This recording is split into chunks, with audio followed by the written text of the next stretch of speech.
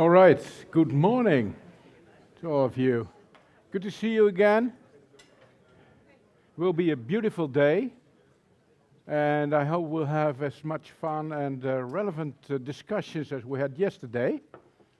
And I also hope you enjoyed your dinner, and I know that some of you had some drinks at the bar. I hope you enjoyed your eve. But for now, I would ask you to fasten your mental seatbelts again, because we have a busy program, and I hope as interesting and challenging as yesterday. And the program is that we have in a moment the invited speaker, Chris Humphrey, and I will introduce him in a moment. We have Olof Bick. We will talk about leadership behaviors and effects on audit teams. And we have BusySeasonTalks, and I will introduce that later on. There will be a setting here on the sofas, and I hope we'll have a lot of discussion there as well. And then we have Tjibbe Bosman. Tjibbe is sitting here in front of us. We'll talk about the importance of audit firm culture and audit quality, and of course that's what we discussed yesterday as well, and we're awaiting what will be the relationship, Tjibbe. That will be interesting as well. And finally we have Cardinaels and Evelien Reusen, they're probably here as well in the room, and they will talk about how team consensus and inclusive climate affect junior auditors' conformity behavior. So we expect that there will be conformity behavior by the younger professionals, and let's see what comes out there. So very attractive. We'll have breaks as well, and we'll close the sessions. Jerry will wrap up and have his thoughts about what has been discussed here, and we'll have a lunch. But before we're there, I am very honored, and let's see if I can click. I can click, yes, this was the, oh, there again. Let me see. Wendy, you're in? Wendy's, yes, and we have Sietse. Sietse's not in, okay. Sietse's not in. This is just a check, you know, that you were the first and second day in this room, but this is fine. Anyway, this is the program already discussed. This is what we'll have, and it's quite a full program, as you've seen. And now, this is my honor, Chris, to invite you. Chris is a distinguished professor of accounting at Manchester Business School, renowned for his expertise and experience as well in international financial regulation, audit practice, and education. His research focuses on topics such as international standardization in auditing, competence of audit, and we just had I know that we talk also about history, just understanding what happened in the past, and to try to explain what's happening now and have a look into the future. He has led various research projects and published extensively, and I know you've been member of the AINET board as well. And Chris, we're very happy you're here, and the floor is yours. Thank you.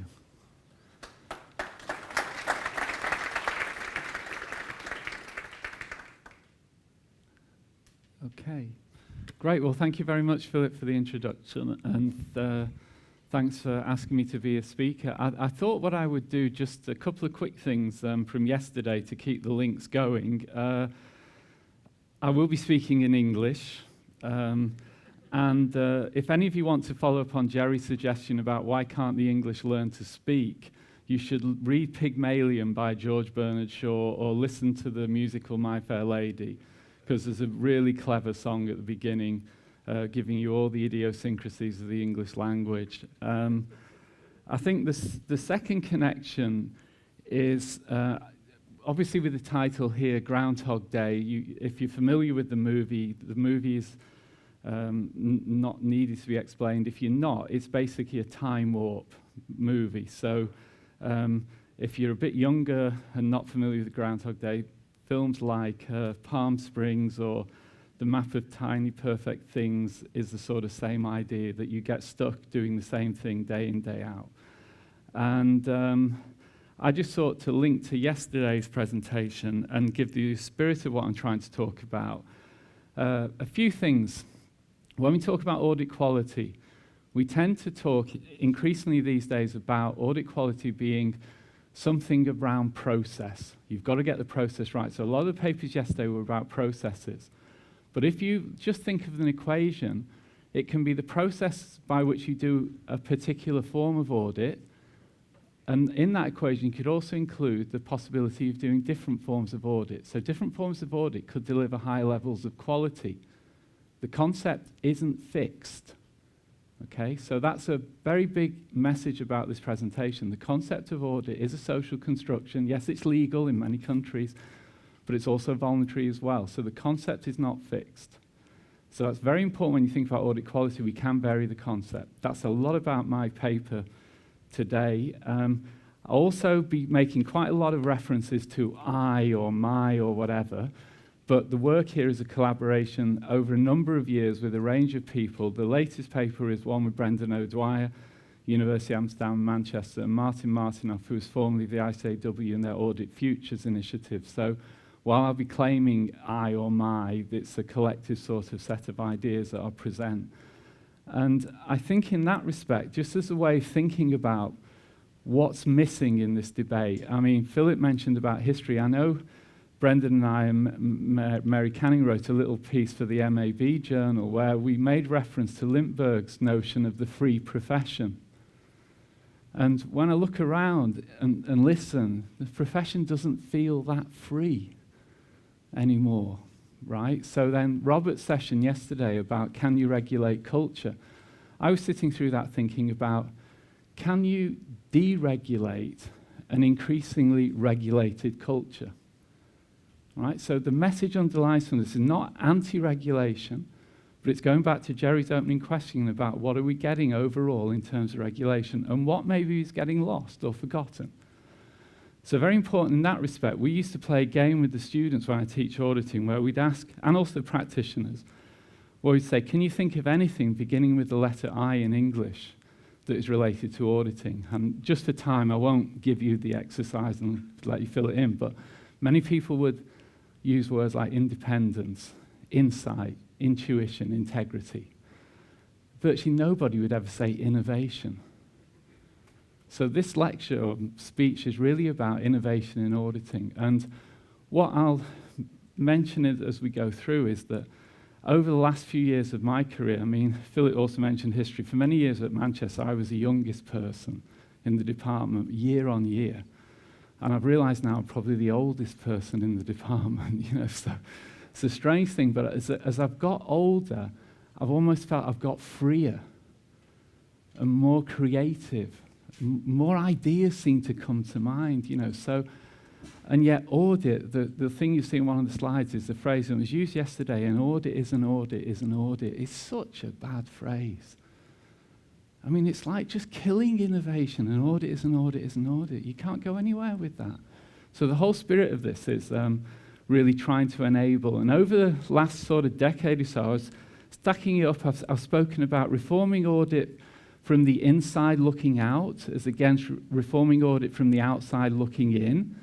I've talked about the intellectual audit, the value added by audit, thinking differently about audit, all sorts of different ideas, and yet we still have this resistance to change in a sense, or if we do change, we change the processes, but we don't change the concept. So in some ways, what this is about is an appeal to the profession to look at itself and see what it can do with the concept of audit. And we've got some suggestions here.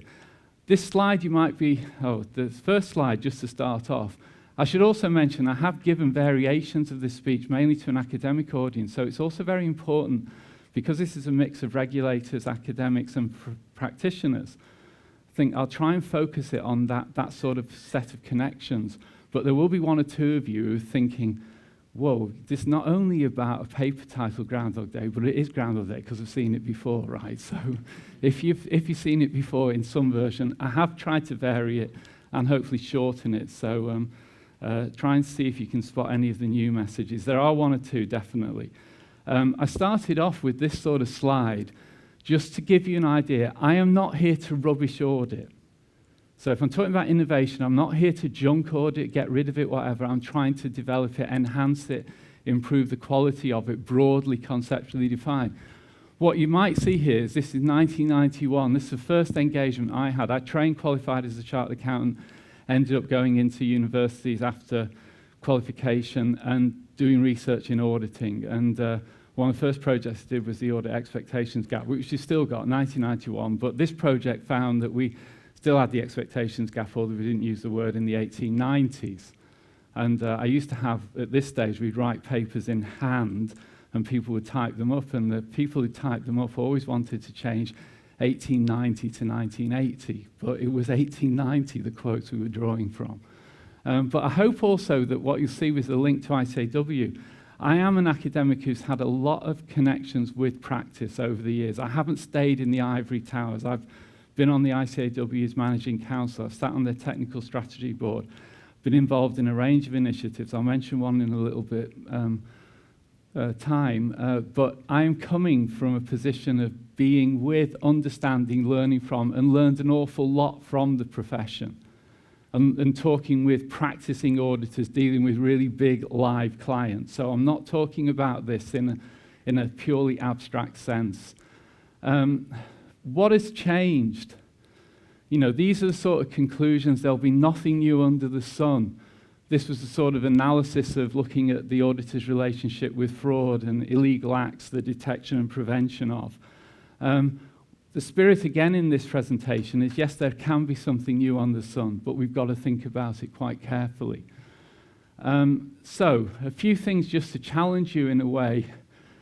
Just think of the number of times we mention restoring trust.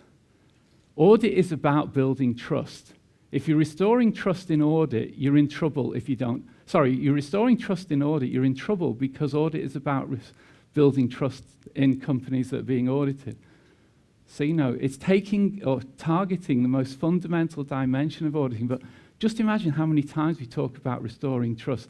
Just search on Google, you'll find loads of initiatives based on restoring trust in audit, and you're thinking, what are we doing? Why have we lost trust? Why are we not recovering it? Why spending so much time recovering it? And building confidence, you know, the same thing. This final thing I'll say here is I was the only academic advisor, although obviously they interact with a lot of academics, but on their advisory board, I was the main academic contact point. And it was a fascinating experience to see Sir Donald Brydon, who conducted this review of the future of audit quality in the UK, 2018, 2019. And he gave a presentation in public where he said, he read out a load of conclusions.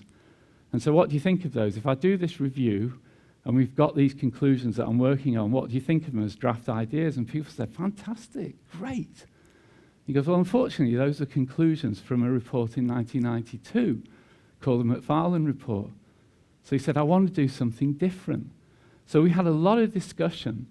And when the report came out, this paragraph appeared in the report, which I didn't know anything about. But this is an actual email that I wrote to Sir Donald Brydon saying, he said, why do we repeat everything? Why is there no progress? Why are we not developing? And so I wrote this anyway. It appeared in the report.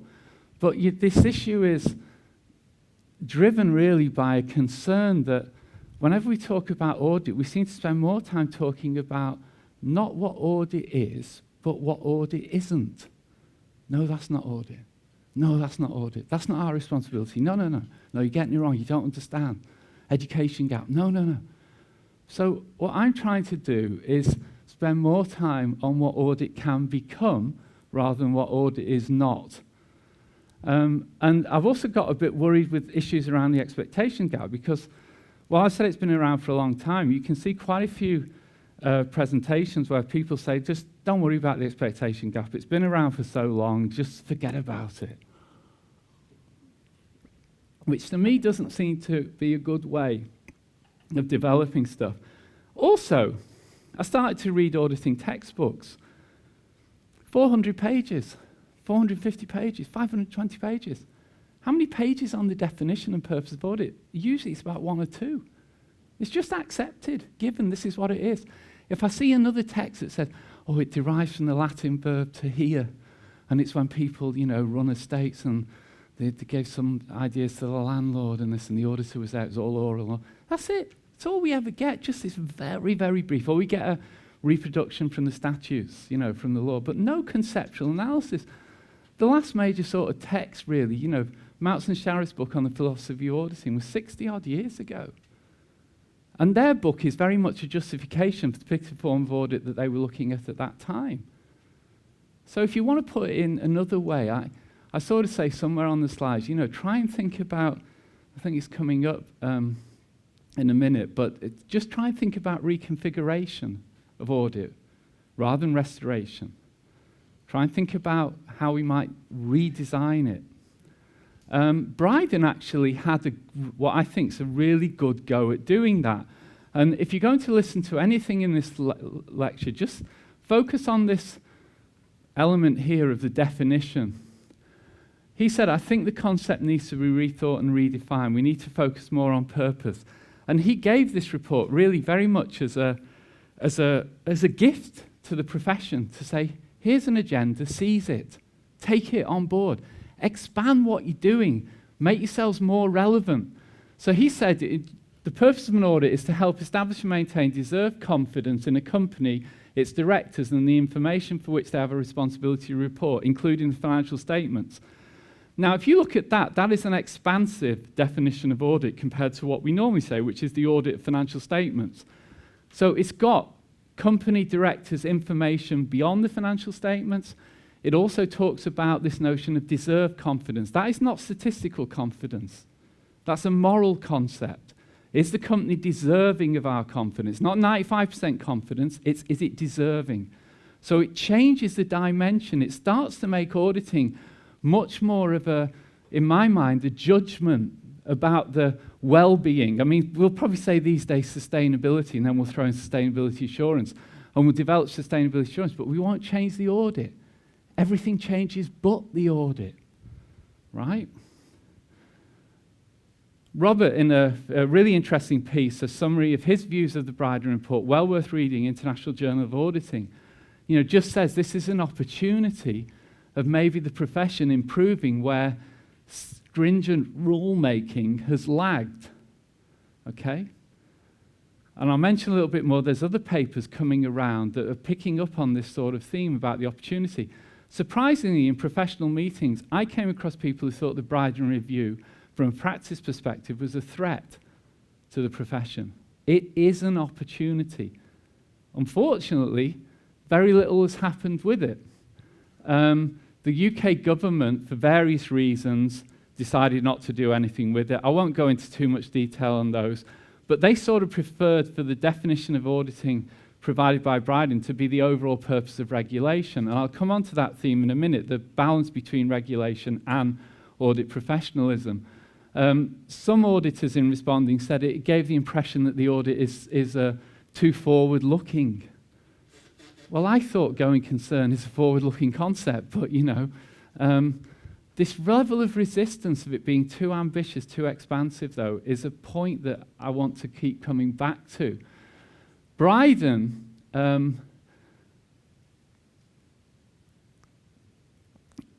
sort of basically said, that here's an opportunity. I think some of the Bryden stuff got a bit sort of confused because he also called for a standalone audit profession, and people did react to that in a different way.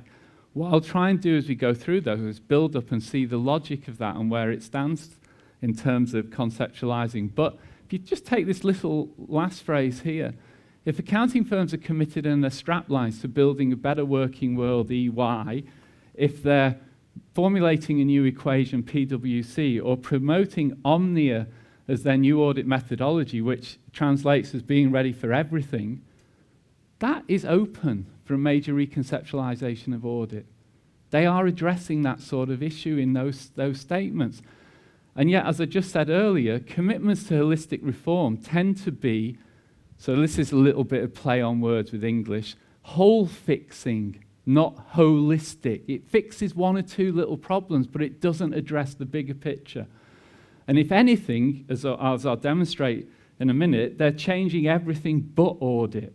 It's a problem with something else.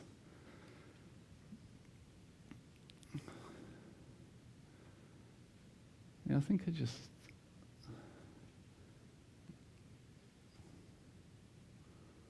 Okay, not to worry. So, what I decided then in trying to build this is I wanted to make my own reconceptualization recommendations. So there's a series of suggestions here in terms of what I think are, a little play on words, key audit matters, right? But I think these are more dynamic key audit matters than the key audit matters that are appearing in audit reports. Give you one illustration of that. I've seen companies where they've changed their whole strategy from going from a shareholder focus to a stakeholder focus. They're saying that it's better for shareholders to be broader stakeholder based, right? And major commitments in the strategy. No comment from the auditor on whether that is actually a valid statement. Why not? Well, no, we're about the truth and fairness of financial statements. Yes, but you're about building a better working world, about establishing a new equation, about getting ready and dealing with everything. So maybe there are opportunities here to revisit what we're talking about in respect of key auditing matters. So here's a quick list, and I'll run through them. Obviously, for time, I don't want to waste too much time on this, but be conceptually ambitious. Do not presume purpose. Recognize the arbitrariness of existing boundaries. Often what people say to me when I make these claims is, yes, Chris, it's very interesting, but that's consulting you're talking about, it's not auditing. Why is the barrier around auditing? It doesn't need to be there. Focus more on restoration than on reconfiguration. You know, audit, you know, going back 100 or so years, how much has it really changed in concept? It's like the Model T Ford. You know, you don't work on cars and just say, we want the cars to go faster, let's start with the Model T Ford. You start with the latest design. Mobile phones, think what mobile phones do nowadays to what they used to do. Restoration is not reconfiguration, okay? Start from the premise that audit could be everything. Just imagine what that does. I put that in because somebody said that's a criticism of my work. You think audit's everything. There's no boundary around it. Then somebody else said, yeah, but that's really good. Instead of creating a boundary and never moving out of it, free the boundaries and see what you end up with. So change your dimension. But remember, we're not auditing everything. We're looking at what's important, what's insightful. Auditing, I think, I get really concerned with the rise of standards and the growth of standards, the number of pages of standards. You know, what does the standard say? That's what a lot of young people say when they don't go back to first principles. What's the standard say? What should we do? Right? Break that. Make the standard, the primary one, that audit is not a standard service. Audit varies. Audit's dynamic. I mentioned earlier the notion of a dynamic repair. A static repair is like a toaster that breaks, you put it back together. A dynamic repair is where the toaster is repaired and becomes a grill and a toaster. So if we're going to dynamically repair audit, we've got to do something more than it and just restore confidence in a function that we've had being the same thing for years and years. So encourage competition, not by, just new providers coming in delivering the same service. Encourage competition on concept. These are some very interesting steps. See audit as a primary, not a secondary function. Audit is always dependent on what's being audited. What happens if you change that and say, auditing, we're going to determine what we audit? It really opens things up. The big one I like here is treat assurance as a subset of audit rather than audit being a subset of assurance. I'll just explain that. If you say audit is a special form of assurance, if you want to develop, you develop all the assurance services you can. Right? You'll invent a whole range of assurance services. I can remember being in Denmark where they were talking about assurance for elder care. And the Danish telling the Americans that actually we look after our elderly people at home. We don't send them into a care. So elder care assurance doesn't have a great demand in Denmark, But all these things, sustainability assurance, everything is an add-on. So the audit's in the box. It doesn't develop. If you change and say, audit is not just a special form of assurance, but assurance is a special form of audit.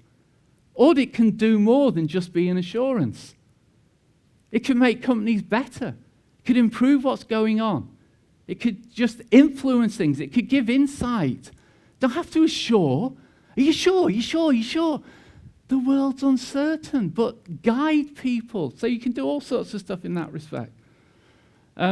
Think of auditing as established better truths. I have this question, if a company's business model is questionable and it's making money, but it's dodgy the way they're doing it, if social expectations change, that company could become very vulnerable. So truth and fairness, what does it mean? Does it mean just the truth and fairness of financial statements or the way the company operates? Bolster audit professionalism. This is a very nice little illustration just of what's happened to audit professionalism. UK government reform, I think it mentions 572 times regulator, no references to professionalism. Okay? Where did it go? Could audit be a career that's to transfer into rather than one to resign from? This little illustration shows you, IFAC ran this as the sort of thing that is not that easy to see, but the core of what IFAC does is in the middle. All the biggest social objectives are on the outside. You could reverse that and put the biggest social objectives in the middle and then work out how best to address those objectives. So you could transform the search for better truths, better business and a fairer society, and then determine how well you can do it, rather than the other way around, saying this is what we do and the rest of it is very indirect. Another quick illustration is view audit as having its own ecosystem rather than being part of another ecosystem. If you push that through, what I'm thinking about is audits have their own DNA. Every audit is distinctive. Some might be more focused on forensic stuff, some might be focused more on ESG, some might be focused more on building the business, doing whatever, developing it. But you have its own identity. And the audit ecosystem comprises all these different types of audit providers interacting. It's very different from saying the audit is part of another corporate reporting or corporate governance ecosystem. So when you look at that, no wonder we lose focus on audit. It's hard to find it. It's at the top. But look at what are we doing? This is an ecosystem for corporate governance, but no wonder we don't have much of a focus on audit. I did quite a bit of work on audit ecosystems and also found that there's reference to innovation ecosystems. And I thought, it's a really nice idea. Audit is an innovation ecosystem. It innovates, it develops. And that sort of brings us back to also this notion of an ecosystems engineer. Engineering and auditing, another nice analogy. It brings us back to Groundhog Day, because the groundhog is a beaver, and the land beaver is known as an ecosystem engineer. And they use the beavers as natural flood prevention systems. So beavers are put into the countryside, into the hillsides, and they create dams. The water is stored in the dams naturally. The plains at the bottom of the hills don't flood. A natural flood prevention system. So I was thinking, Auditor is an ecosystem engineer. And then they go, well, the ecosystem engineer is a beaver, is a groundhog. So Groundhog Day, we could reconceive auditing by thinking about the auditor as an ecosystem engineer. That a lot comes back to depend on the audit, what the audit does. Okay? So that means we can think more positively. It also means in some cases we need less auditing because the companies get better. I've always puzzled me Sarbanes-Oxley. Sarbanes-Oxley, we've got to control internal controls. We've got to report on internal controls. If you can't trust your directors to report on internal controls, why have you got them as directors? Get rid of them. Get people in place who can run an internal control system. Why are you building up a detection system? Because they can't do the job. So look at what your controls are. And I think in that respect, I have this niggling feeling that actually an expectation gap has to be always with auditing, because auditing asks the questions nobody else asks. So it disturbs you, it upsets you. It assures you because, or it builds your confidence because it gets you thinking differently. And so the last few points here is very much about, I think the nicest thing I did in recent years was this transformation from, I spend all this energy, all this enthusiasm trying to get people to think differently about audit. And everybody goes, oh, it's all very exciting, all very thing, but, audit's an audit. Whatever he says, audit's an audit. So you just get, exhausted. Then I thought, actually, no, thinking differently about auditing is not the same as thinking differently is auditing. And then I realized that's the essential core of auditing, is thinking differently. If the auditor says everything you already know, it's not point of having it. So audit is thinking differently. And I found some of this stuff there's loads of stuff around this. Deloitte is a really interesting idea with Omnia, what they're doing. But when they promote it in this article I looked at, their first point of emphasis is, this is really good, our new methodology is really good. Why? Because it reduces the burden of audit. What a selling point. What a selling point. We're getting, we've got a new methodology. Why? Well, it's just reduce the burden of audit. No. But you ask auditors, I'll finish in a couple of minutes. You ask auditors, what happens when you go to the client? Multiple choice question. Does the client go, I'm so glad you're here. We've been waiting 3 weeks for you guys to come. Brilliant. Come in, We've got so much to talk to you about. Oh, it's fantastic. Got so much I want you to discuss with us.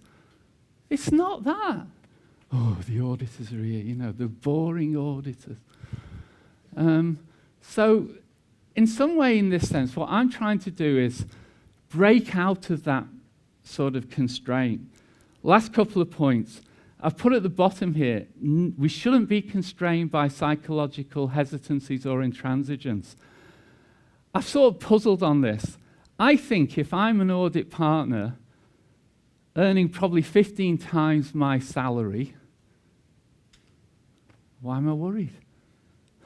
I can live with the expectation gap. Just roll it on, I'm getting £1.5 million, €2 million a year. We can live with that. Why have we got it going to change? Because you're a profession. Because you can do so much more. Because it's really important. I mean, what a profession. What do you deal with? Truth and fairness. That's not boring. That's incredibly dynamic. So, I think as a final recommendation, first, think audit. Second, accounting. It's an auditing profession that does accounts, not an accounting profession that does audit. I know if you're in other areas, you'll be going, oh, sorry, I can't. Consulting's the king. Tax is the king. No. I was on a panel with an with a tax partner of one of the big firms, and they said, what's the most surprising thing about your job? And he said, I don't do any tax. So where are we? And the other one, last point, think electric. What's the analogy you tend to have with audit? It's the oil. The oil that what? It greases the wheels of capitalism, yeah? Everybody uses that analogy. Think electric. Now that sounds like an Oasis song to me from Manchester, right? Yeah, she's electric, right? Think audit is electric. Now, if you're from Liverpool, I said I'd bring a bit of English in. An electrician in England, if you live in Liverpool, is called a spark, right? Or if you're from Liverpool, a spark, right? Okay, so that's what John Lennon and Paul McCartney would refer to as an electrician, is a spark. That's auditing, a spark. Think of the innovations that came because of electricity. Oil, there's a load of history about oil, how it was monopolized by various providers. Electricity is known for having, there's obviously negative environmental effects as well, but don't worry about those too much. Just think what electricity enabled. Put audit in there. Audit is electric. Okay? Thank you.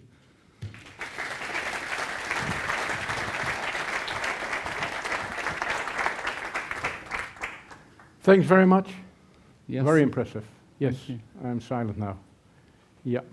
1895 in the Netherlands, Rijmen en Nijs, the first textbook about auditing, 450 pages, and they said somewhere that the audit profession will save the world. Yeah. So I'm flabbergasted. Thanks very much. That's a very, very interesting point. That I was saying to you earlier, I mean, you can find the 1890s, people refer to the audit as a social conscience.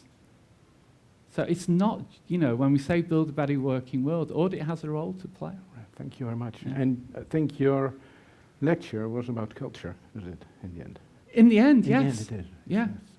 Actually, there's one, I did mention one point. The little book about Jerry's work. It's very interesting. One of the papers focuses on the personality traits of auditors, and the third one is openness to experience, referring to being imaginative and creative and preferring novelty to routine.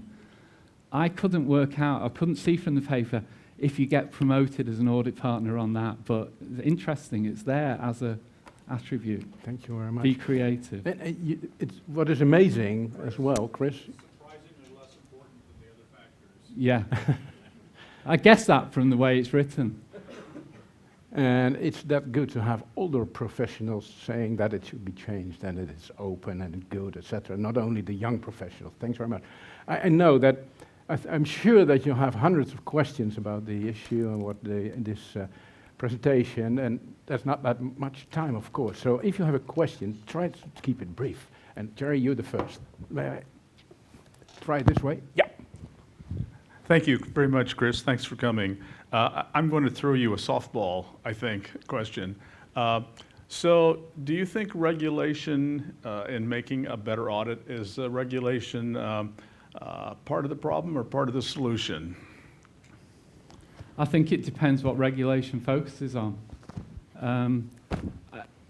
You talk to regulators and they will pinpoint, if you went back to Enron and various others, talk to people in the PCOB, they'll pinpoint areas where they think audit has not been good enough. So I'm not anti-regulation, but I think the effect of regulation, I mean, the fact that you hear auditors saying, you know, the way we do the audit now is to keep the regulators happy.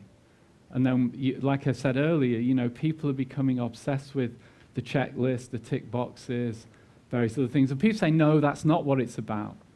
But I think it's the direction, and I've got worried that the regulators are becoming the profession. Because the regulators set standards, the regulators issue ethical codes, the regulators, you know, you list it out, they've got issues around education. You think, well, if you've got the regulators becoming the profession, do you need both doing the same thing? So we're sort of duplicating a lot, and I think that's a big worry for me. And I think the profession, and also you can see in the way the profession reacts at times, they use the regulator as an additional control. Come on, the regulator, come and get your act together. We do it at university. All these internet forms to fill in don't get filled in until they say we're doing a check on it, and then, you know, so the regulator is a control that the profession uses, but I think this balance, like I said, government's mentioning the regulator words 572 times and not mentioning professionalism. It's a profession. Now, what you make by that, I was having a discussion with some people earlier, what does that mean? Big question. Any other question? Yeah. Following up on that, Chris, so if the regulator becomes a profession and you want to turn that around, so it would opt for the profession to step forward and come up with updated regulation, right? In a sense. My idea would come up with updated products that are not regulated. But updated, let's say updated vision. Updated vision, yeah. On accounting itself. Yeah. That can later on, you know, be regulated or not. But a more holistic approach. Yes. ESG would probably help you, scope 3. It is, but the problem is it's getting hooked into the processes that are already established. So you're getting these boxes drawn. So ESG assurance, you know, they've got the standards coming out around that. And they're using traditional terms like objectivity, neutrality. They're not neutral. ESG is not neutral. But we're framing it. And you know what's going to happen. You know you'll get all these reports that say, you know, we're only reporting to company in the company's name, and nobody can rely on it except the company and the shareholders acting as a body. And what are we doing with that? And so I'm trying to break this. I'm trying to create the space, the profession, to move in a way. Because one of the things that the profession says is, come and do auditing. Why? Because you learn so much about industry, you learn so much about business, organizations. You get so many skill sets. And what do? You zoom in on this micro element called the financial statements, which I think we're kidding if we think the financial statements are the most critical thing in the world. So there's so much skill and potential in the profession. And you said about younger people, God, it can be so, like the recruitment crisis. I know my students, go back 20 years, my students were so pleased if they got a placement at a big firm. It was a real thrill. Now they go on placement, they're coming back saying how terrible the working experience was. So something's going wrong. And I think the space, the big firms have big think tanks. I'd love to be in one of their think tanks and see what they're thinking. We sort of say we're training students to be the thought leaders of tomorrow. I'm not training students to be the number crunchers of tomorrow. So I think there is I know your area's in education, there is this feeling of so much we could do if we're just creative about the concept. But we've thrown the concept away in a sense. We just park it and leave it. There's another question over here. Yeah, well. Yeah. Yes, thank you for this inspiring talk. Also, to follow up a little bit on that, what would you recommend for regulators to do and instead of a check-the-box exercise? I'd say to the profession, act like a profession. Come on, what are you doing? Why are you innovating? And then take Some a of more the- holistic approach? Yeah, to- well, some of these comments, somebody was saying about can't the firms sort out all the issues we're researching? Do they not know how to run teams? There's fairly basic stuff, isn't it? The bigger picture issues, where is audit going? I said at a parliamentary inquiry in the UK, we always have every so many years you have a future of audit study. I actually found in the Second World War, in London, at the middle of the Blitz, there was a committee on the future of auditing, 1941. Something's getting blown up, but somebody somewhere was talking about the future of audit. So we actually have a history of future of audit studies that not have delivered a distinctive future of audit. So I would start with the profession there and say, come on, ICAW in the UK, where I'm from, has an audit manifesto 2020. It's a really, really nice document. I don't know what they're doing with it. Bryden had a clock. He said, I've got a clock, I've started it from the day we issued the report. And I'm just seeing how long it will take before any reform happens. I think he's up to about 1,600 days, and no reform has happened. Yeah. Yeah, but so it's incredibly hard to loosen standards, and how would you go about that then? That you because how you need certain standardization. Well, I think from my own perspective, it's teaching. First off, stop teaching all the auditing standards. Get the students to think about. Even we in Manchester, we've got the students responding to future of corporate reporting inquiries at the government level. We've put them in groups and said, right, you draft your response out. And we submitted it. We got journalists in to come and talk to them about their views on the auditing profession, where it was going. So that's one very, small area. I think another is just opening it up a bit. Let's sit down and talk about the concept of it. Because I know if I'm in the profession, one thing I'll throw at you is liability and say, it's all very well, Chris, let audit be everything, but that means we'll get sued for everything. But we've got to change the mindset. And this is why I said that thing about assurance is a subset of audit, not the other way round. That opens it up. So it means that the auditor, if we can get, and also I think with this is, at the moment, and I understand the audit profession when they say, something goes wrong, everybody comes looking for us. When actually the people screwing up are those running the companies. But if you can get it away from that you're giving this absolute assurance, you're giving insight. The auditor gives insight. That's why I say thinking differently is a really nice phrase. It may also mean feeling differently. You've got this gut instinct, something's wrong. But if you can communicate in a way where the report is not absolute, it's insightful. Because people, I come across senior investment analysts who you clearly know they're not reading the audit reports. Some of them don't even know that key audit matters exist. They still think it's the 3/4 of a page, 3-paragraph report. So I would focus on those dimensions. But it's more what I'm trying to do is the spirit. I don't think you can change anything unless you get the spirit moving. Thank you. Thanks very much. Oh, okay. Yeah, there are many further questions. All right. Very inspiring. And my question is, do you think the slides are available? And you were referring to a paper. So Yeah, this is based on a paper with Brendan O'Dwyer and Martin Martinoff. So we're hopefully we'll have that secured as a publication soon. So I've said to conference organisers that we will make that available in the coming few days. Thank you. Will Yeah. be very helpful. Okay. Wait.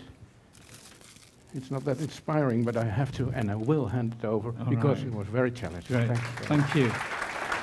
Thank you.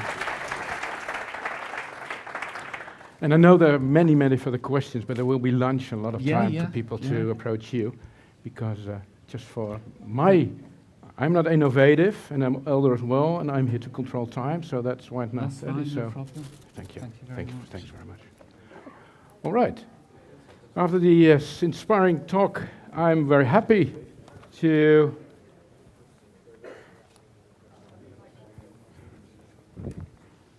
introduce you the next speaker. And the next speaker is Olof Big. Olof was a prior board member of FAR and really interested in what auditors are doing, and the title of his speech is presentation is Leadership Behaviors of Patterns and Managers and the Effects on Audit Teams. So we're going back to culture, and we're very happy that you're here, Olof, and tell us about your findings, because this is a FAR project, and I'm not sure what state it is, but the floor is yours, and we'll listen, and of course we'll have some time to raise some questions as well. So Thank you, Olof. Philip. Thank you. So here I am again on my own Groundhog Day. I thought, so this is my first FAR conference after being a board member, and I thought I could simply enjoy the ride, sit back and relax until Jan and probably Alex came to this terrific idea. Well, if Olof is coming, we can put him to work, right? So nothing like a free lunch. Thank you, Jan. And then I had a chat with Jerry yesterday, and he said something like, you know, I'm a good team leader because it's my research being presented, but I'm not the one presenting, right? So I'm delegating it to Lena and to Olof, so I'm a good team leader. You said something like that. Thank you. I'm just kidding. So actually, we have good teamwork, I guess, and there's no doubt that Jerry is the team leader, but we have a lot of fun as well with our research. So, and I'm very happy to be presenting some of that research. So we're going from macro, abstract to the micro, and this presentation is about what audit partners and audit managers can provide for and show to instill, insulate, build a better, or the team climate that they want, right? So that's what we're going to do. So just to put it a bit into context of what the conference was about yesterday and today, and we adapted it from a paper on audit firm culture, that when you look at the macro, we of course have the national culture, right? This is, I'm not sure if you've seen this, but this is how the Dutch supporters go through Hamburg or Leipzig, or where are we today? I don't know. Where? Oh, Berlin. Okay, Berlin, to cheer for the soccer game, right? So this is national culture. And then we, of course, have a professional culture. And this is how the profession celebrates new professions coming into the profession, right? They have their oath, and then they cheer, right? They're happy to go into the profession. Chris, they're happy. Where's Chris? Has he left the room? Oh, okay. Anyway, so they're happy to enter the profession, right? And then yesterday, Lena had this wonderful presentation about audit firm culture at the firm level. And then Tjibbe later today will talk about office level culture and present the research establishing the link between audit firm, audit office culture, and audit quality. So culture really matters. But in this presentation, we're going one level deeper. We're going to look at audit team culture. And basically, what we're going to do is look at team leadership. And team leadership is one of the embedding mechanisms, right? If you ask me, can you change culture? Well, yes, through these embedding mechanisms, these are knobs you can turn to influence, to inform the culture, right? So leadership, team leadership is one of those elements. And we studied how team leadership informs team climate, and that in turn influences or drives team performance. So that's basically what we're going to do. So when we look at a basic audit team, you have the partner, you have the manager, and then you have an engagement team, right? This is the typical audit team. And we know from the OB literature, that's the other Chris who will enjoy this, OB, organizational behavior literature informing audit research, that team leadership styles and team leader behaviors matter for team dynamics and team performance. But we know this from single leader research, right? Single leader research. But audit teams are led by at least, not one leader, but at least two leaders, right? A partner and a manager. And of course, there's a hierarchical build-up here, but they both have important leadership roles to play in the team. And our question in this research is, how do the audit partner and the audit manager jointly combine to lead the audit team? How do they divide their leadership roles?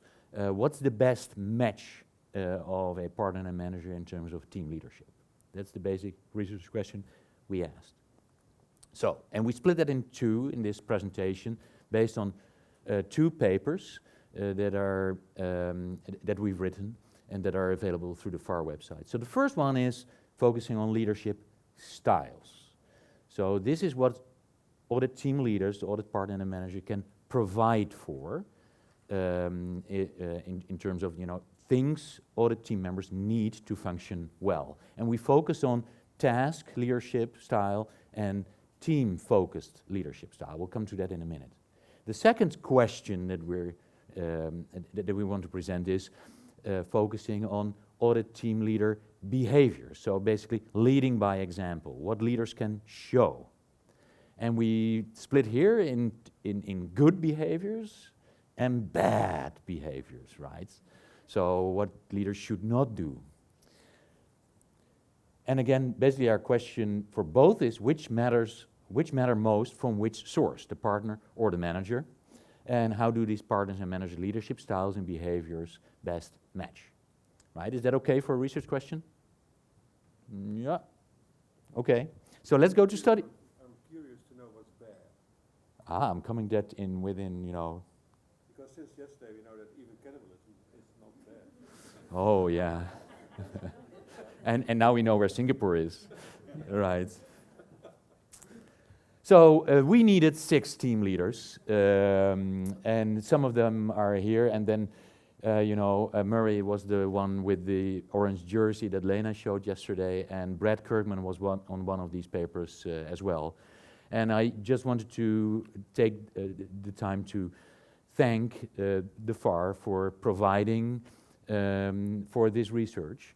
And I guess throughout the years, FAR has done great things, right? So I guess it's a unique research collaboration put in the laboratory of what we can do, right? So thank you for that. So data gathering.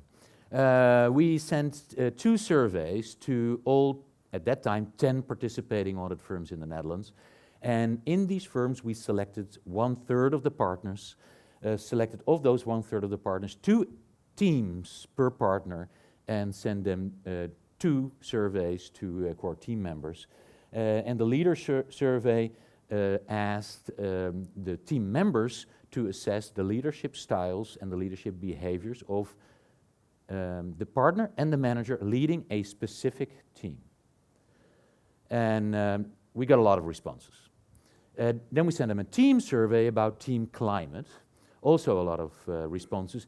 Well, if you match that all together, it's a disappointing, well, no, not disappointing, but it's only 127 teams in our sample. Of course, you need to match the partner and the manager and the team members and have enough survey responses that they can add up to at least 3 witnesses about team leadership. So 127 completed and matched audit engagement teams.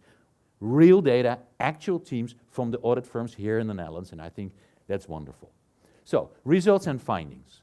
The first question was about leadership styles, so what audit partners and managers can provide for, and we focused on task and team-focused leadership, and basically our detailed research question is what are the effects of dual partner and manager leadership styles of initiating structure and individualized considerations.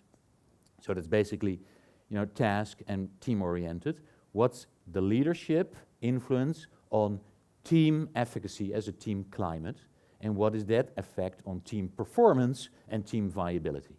So when we put that into, now I'm going to talk about these constructs first. So basically, initiating structure is about focus on task work, getting the job done, planning, coordination, who's doing what. So this leadership style of initiating structure is focused on task orientation, getting the job done. That's needed. And then we have individualized consideration that is a long-established construct as well from the OB literature that focuses on teamwork. Care about the people development, good team spirits, etc. So we call this also people-oriented. So these are the 2 leadership styles we focus on the partner and the manager and how they combine that in their audit teams. And we relate that to team efficacy. And team efficacy is the team's belief in their capacity to actually do the job, do the audit job, right? And we think it's particularly important in audit teams because audit teams are fluid, they're episodic, so they convene for the planning phase or the interim phase. They then adjourn, reconvene when the final is, and then maybe the team has changed. So audit teams need instant confidence in their team efficacy. That's why team leadership in audit teams is particularly important. And then we relate that to team performance. So basically team performance is the current performance of the team, and we relate that to team viability. And we couldn't come up with a better system than hearts, right? Team viability is about team love, right? Team love. So is the team not only willing, but happy to work together on the next audit, right? So that's also which you can call future performance. So when you put it into a model, in a single leader model, it would look like this. So partner consideration and initiating structure informs team efficacy, which in turn informs team performance and team viability, right? This is the basic model. But when you put it in a 2-leader structure, it looks like this. All of a sudden, there's also the manager, right? And the manager's consideration and initiating structure matters too. And we studied how they best combine. So the action is not on the, this is right, yeah, right side. The action is on the left side. Yeah? So the right side, the results are all, however you look at it, it is confirmed, but the action is on the left side. So our conventional wisdom kind of says, that the partner leads task and the manager leads team-oriented. Some might think still about the profession like that, the partner's role like that, getting the job done. Our research shows that it's more complicated. So we find that when the partner is not only high or higher on task-oriented leadership, but also on team-oriented leadership, that's the best combination, right? So we call this the super partner. The super partner not only on task, but also on consideration. He or she can do both. He or she should do both and be fully engaged with the team. So now when we look at it in the slope graph, and I'm sorry, we just wanted to show off that this is real research and show you some of these plots. And I'm going to talk you through this. So what we basically plotted here is we compare lower, it should say lower, yeah. So partners that are lower on consideration or team-oriented leadership versus partners that are higher on team-oriented leadership. And we relate that to team efficacy. And when you look at the slope lines, you see that while consideration is important, the line goes slightly up, consideration alone is not enough.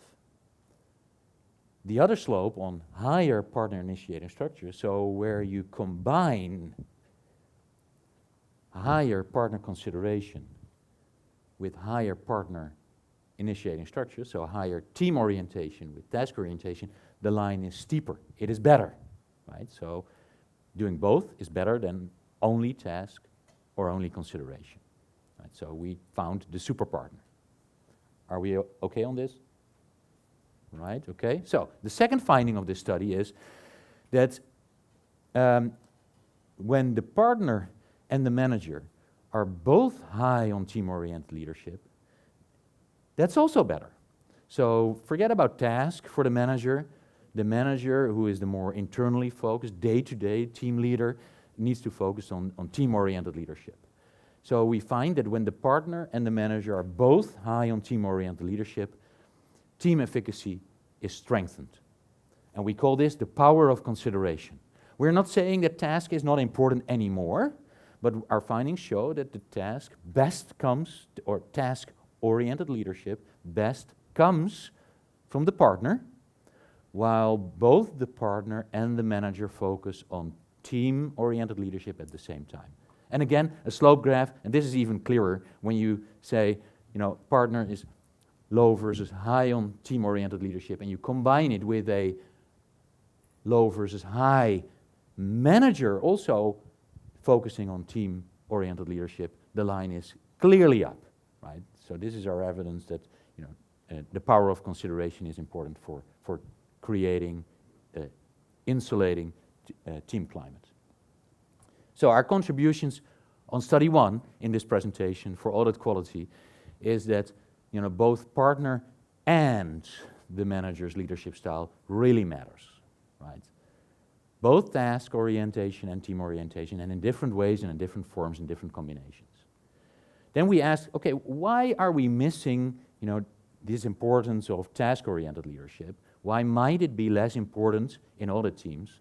Well, our thinking is that the audit is pretty well organized, pretty well structured. We know what to do, it's audit working program, so you might need less task-oriented leadership. And why is team-oriented leadership then maybe more important? Well, again, audit teams are fluid, audits are episodic, so they need instant confidence, they need instant trust to work together. So that's why we think that team-oriented leadership might be more important for audit teams compared to general teams that have been studied in OB. And then team-oriented leadership style fosters a sense of teamness. So these are our key findings of study 1. When we go to study 2, and then I'm going to answer your question, what is bad, So our study 2, we focus on leader behaviors. And leader behaviors are what leaders show, what leaders do, how they lead by example. And we basically ask ourselves, how can partners and managers jointly, I'm moving maybe to, I have to stand still, right? Okay, so how can partners and managers jointly lead by example to improve team psychological safety, we focus on here, and voice climate, and then also team performance. And we compare good versus bad. We say, and we studied how partners and managers show by example their own voice behavior, how they act, and compare that with auditors or audit partners and audit managers cheating on the job, cutting corners, fake sign-offs, etc. So when we model this in our base model, we focus on team performance and ask ourselves, is team performance strengthened by the team member voice? And voicing climate is voluntarily speaking up. So team members voluntarily speaking up. And you have to know that voluntarily speaking up is interpersonally risky, right? A junior auditor has to dare to speak up at the risk of being laughed at, being waved away, and maybe, is it a stupid question? So for this interpersonally risky behavior, voluntarily voicing your opinion, you need psychological safety, right, in the team. They need to feel safe to voice their opinion. And our underlying premise is that role modeling behavior, so leading by example from social learning theory, team members copy the behavior of leaders, right? So when leaders show the right behavior, you have what we call voice contagion. If team members see their partner and the manager doing voice, they will be more likely to do so themselves. So in a model, it looks like this. Managers' voice modeling behavior and partners' voice modeling behavior informs team psychological safety, and that in turn relates to team performance and a higher team voice climate. And we look at partners and managers here, and the first question we asked is, who is more important? From which source? From which source does role modeling behavior best come? And our expectation was that it best comes from the manager than from the partner, because the manager is involved on a day-to-day basis and more visible. And indeed, we find that a dominant influence of the manager over that of the partner. Right? So the manager's voice, role modeling behavior is more important in building team psychological safety. Now the second question is, okay, if we know that, is leader involvement, so the greater involvement of the partner and the manager, does that then strengthens this effect of leading by example? And yes, we find that the more the manager is involved, the stronger his or her effect, I should say the stronger the effect of his or her leading by example, right, on team psychological safety. So the greater involvement is better. That's simply because then the manager is more visible. Team members have more opportunities to follow his or her behavior. Well, and then of course, we looked at the devil. We looked at bad behavior. What happens if the manager cheats? If the manager is caught cheating? If team members see the manager cheating on the job? And here we find, it may be not surprising, but still, all the positive effects of the leaders, the partner and the manager, and specifically the manager, all the positive efforts of the manager showing the right behavior to build voice climate are nullified when the manager is caught or seen cheating on the job. And again, a slope graph, it's very clear. If you have a manager that is lower versus higher on voice modeling behavior, right, and does not cheat, the line is very steep, it goes up. But basically, when the manager is caught or seen cheating, the line goes down. It's flat. All efforts are gone. No psychological safety in the team. So, this is my creativity on the Tuesday morning. So our contribution from study 2 to audit quality is, on the question of how can audit partners and managers lead by example? Well, the manager's good role modeling behavior has a stronger influence on team climate than the partner, in this case, in leading by example. So on styles, it was the partner. On leading by example, it's the manager who is more important. Please prevent mixed messages, right? Walk the talk. If you're caught or seen cheating, all your efforts are gone. And we call the manager then the climate engineer in the audit team in terms of leading by example. So, in sum, partners and managers, so audit partners and audit managers' leadership really matters in different ways, in different combinations. And if we graph that in terms of the audit partner and the audit manager, we see that we hit the jackpot if the partner is both task and team-oriented, so this is the super partner. We also hit the jackpot if the manager at the same time is also team-oriented in his or her leadership style. This is the power of consideration. And when we move to leadership by example, we see that we hit the jackpot when it is the manager that shows role modeling behavior, but that again, it's nullified when the leaders are caught cheating. So why the jackpot? Basically the question is, do firms really take a gamble when it comes to, well, the composition of their partner and manager diets?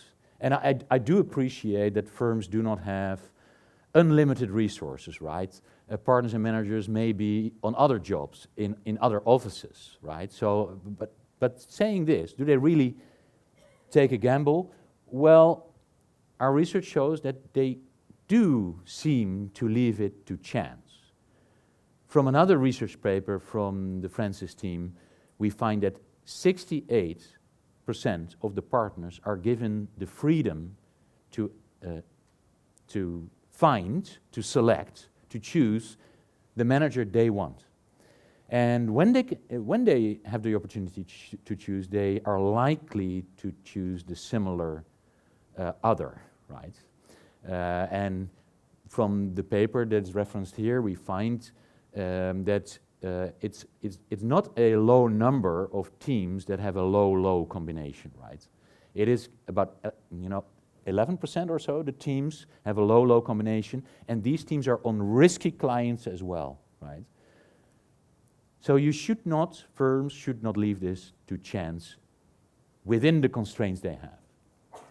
So, contributions to audit quality in sum, in terms of academic contribution, these studies are amongst the first to study the combined joint leadership style and behaviors of audit partners and managers in, well, building, okay, we have been discussing this yesterday, right? Let me say inform, influence, insulate team climate. And we provide new insights on audit team leadership and on team leadership using actual teams. Now, our contributions to audit practice is that we provide insights into how firms may go about team composition in the diets of the partners and the managers, and how that team composition might influence team climate. And I find this particularly interesting. We are talking about tone at the top, right? Yesterday also, tone at culture is tone at the top. Well, our research shows that it's actually tone from the middle, or at least tone from the middle to, right? It is the manager that has the most dominant influence in leading by example when it comes to audit team leadership. The manager is the climate engineer. And again, when firms give the partners and the managers the freedom to choose their significant other, I'm not sure if that's wise to do. So firms may consider putting more effort in matching the right partner with the right manager, or, well, maybe not the right, but know where the leadership styles and leadership behaviors are from the partners and managers, and try to make the best matches. Some next steps we are planning. Of course, there's a big assumption. We assume that team efficacy drives team performance, and that drives team or audit outcomes. We are still in the process of studying that when all the data is in. We are also looking at leadership style flexibility. So the same partner or the same manager moving from team to team, does he or she adapt his or her leadership style depending on the team needs? We don't know yet, but our first signals is that partners and managers do. And then a third next step is leadership received. So here we flip from the focus on the partner and the manager to the team members, the followers. And followers working with different leaders, do they differentiate in their audit behavior depending on the leader-member exchange they receive from their partners or their managers? So with that, welcome to Groningen. Q&A, thank you very much, and looking forward to the discussion.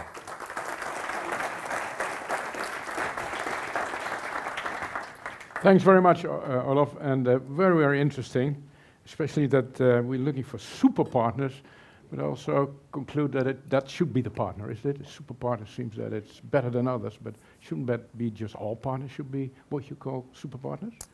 Well, it's you know, we kind of provoke this, right? And That's fine, yeah. and I do appreciate that. You know, the conventional wisdom that the partner is only focused on task, you know, that may be a bit outdated, right? And I guess that the firms are putting a lot of effort in to get the partners in. Agree where you're coming from. Yeah, agree. Any questions? Yes, I see quite, well, the box over there, yeah. Yes, Olof, is it working? Yeah. Olof, thank you very much. A very inspiring presentation, and I was really triggered by, let's say, the suggestion that managers and partners are cheating. So I want to know a bit more about what kind of questions did you ask, and what are you referring to? Can you elaborate a bit on that? Yes. So, first of all, no. Let me say this. We measure that through a scale that's called Reduced Audit Quality Acts. So that's basically questions like, have you seen the partner or manager signing off on audit steps before completion? Do they alter the audit procedures unsubstantiated? Do they fail to ask probing questions to the client when needed? Right? So these kind of questions.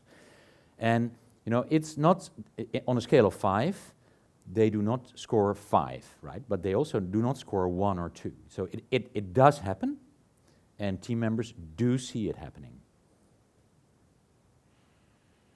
I'm sorry. It is perception. Perception. Well, yeah, okay. That's fine, but it's, yeah. That's an academic debate, of course. But if Yeah. you ask, you know, enough people and in the team, you know, so. I have a follow-up question, if I may. Sure. Because I also find this very interesting, this leading by example. It actually relates also to another study that we did for our project, I'm on sure it does. imitation behavior. Yeah. And so I'm wondering, because what you show is a positive effect of the voice modeling, which basically goes away if they are cheating or cutting Right. corners, because probably they lose credibility. But I was wondering whether you also see a direct effect of the cheating on team performance, because if you're talking about copying and imitation, you could also think that they also maybe get to cheat themselves in a way. So there could also be a direct negative effect of that bet. Yes. So the only direct effect in the model, in the current model, that remains is the effect of the positive effect of the manager's role modeling behavior on team performance. But I have to look into the details on, you know, the direct effect of cheating on performance. Yeah. I don't know that. Might be interesting to explore. I Yeah. take that on board. We'll look at that. Thank you, Evelien. Hi, Yvonne from the UK. Thanks, really, really interesting. Thanks for joining us. My question is, so you looked at sort of modelling behaviours in terms of promoting psychological safety, and then you looked at cheating. But is there any sort of, yourself or any other teams looking at what is the direct evidence of where they don't promote it? So the actions of the manager, the partner, are actively against psychological safety, so laughing at questions, for example, or dismissing questions, and how that might affect ongoing sort of team like behaviours. Yeah, so the scale is built like it can capture both, right? And when you see in the slope graphs, when we say it's lower, I need to think about this, but you might say that they're actually de-stimulating voice. I need to think about that. But they are at least lower on stimulating voice. Yeah, thank you. Thank you. Right, let's just go here and then to the left. Yeah, there you go. Hey, Ralph. Yeah, thank you. Thank you very much, Olof, for the insightful presentation. My name is Ralph ter Güven. I have more or less the perk of being amongst auditors in the teams. We have a lot of disadvantages in open space environment, but when you work at Deloitte in an open space environment, you are basically working amidst the audit teams. And I want to pose a question to you. It's more about the next steps, because what I see a lot in audit teams is what I call cascading leadership. So a third year really coaching and leading the first or the second year, and it cascades and it cascades. until they phone me with the partner and the manager, often together, to ask about these technical questions. So I really appreciate the fact that you include partner and manager, but I can also imagine that you even go a step further and goes to the controlleider, the senior staff, most experienced senior staff, to the younger senior staff and to the staff, and see how these leadership and coaching styles also contribute to efficacy. And what we do at Deloitte is also putting more emphasis on these upward feedback mechanisms. So how good is the second year in coaching the first year, or the third year in the second year, and go on and go on and go on. And this is also, let's say, a step for promotion. If the upward feedback is not okay, then you have a problem. So it's also a kind of selection process to bring the good leaders in the, let's say, in the upward model for promotions. These upward feedback reports are also, let's say, documented. So we have also a kind of HR proof in our organization about, let's say, good and bad behaviors, because that appears in upward feedback, because our people can be really frank about the quality of the leaders, even if it is a third year. So that could be, let's say, ideas for next steps into the leadership roles of different team members in, let's say, striving for efficacy. Well, Ralph, first of all, it's good to hear that the firm or the firms are spending so much time on leadership development of their youngsters. Not only technical development, but also leadership, because they are the future leaders of the profession and the teams. And then thank you for your opening and invitation to submit a new research proposal. We will drink coffee, right? So, but really, you know, so far in our study, we limited it to partners and managers, and we do see that seniors also play a leader role. I guess from an academic perspective, we are now in a stage that we are going from the partner to the manager's effect, and then the next it would be the senior. So it would be an interesting project. So Deloitte is on board apparently. So Frank, yeah? Managers are stuck in the middle, isn't that true? There we are. No, not Next stuck, question. but anyway. So. All right. Well, Dennis Veltrop, also from the University of Groningen, not from Deloitte, but I have a question. So the data is great, right? And you start your story with the joint consideration of leadership or joint leadership, but then the results kind of deflate the paper a little bit, right? Because there are not really any joint effects.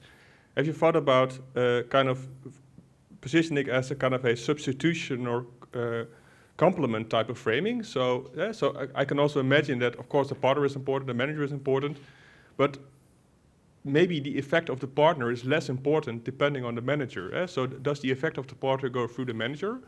So then it would be kind of a substitution, or is it a complement kind of story? Because the results do not really show a joint effect.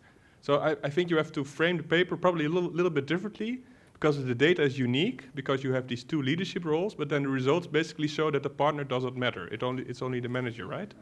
Well, thank you, Dennis, for reading the paper very well.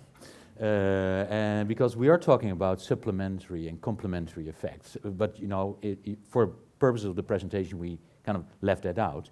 But it is indeed the case that you know we find a substituting effect of the manager or the partner. I have to think now. Anyway, we find substituting and complementary effects, but I guess we can talk about that later.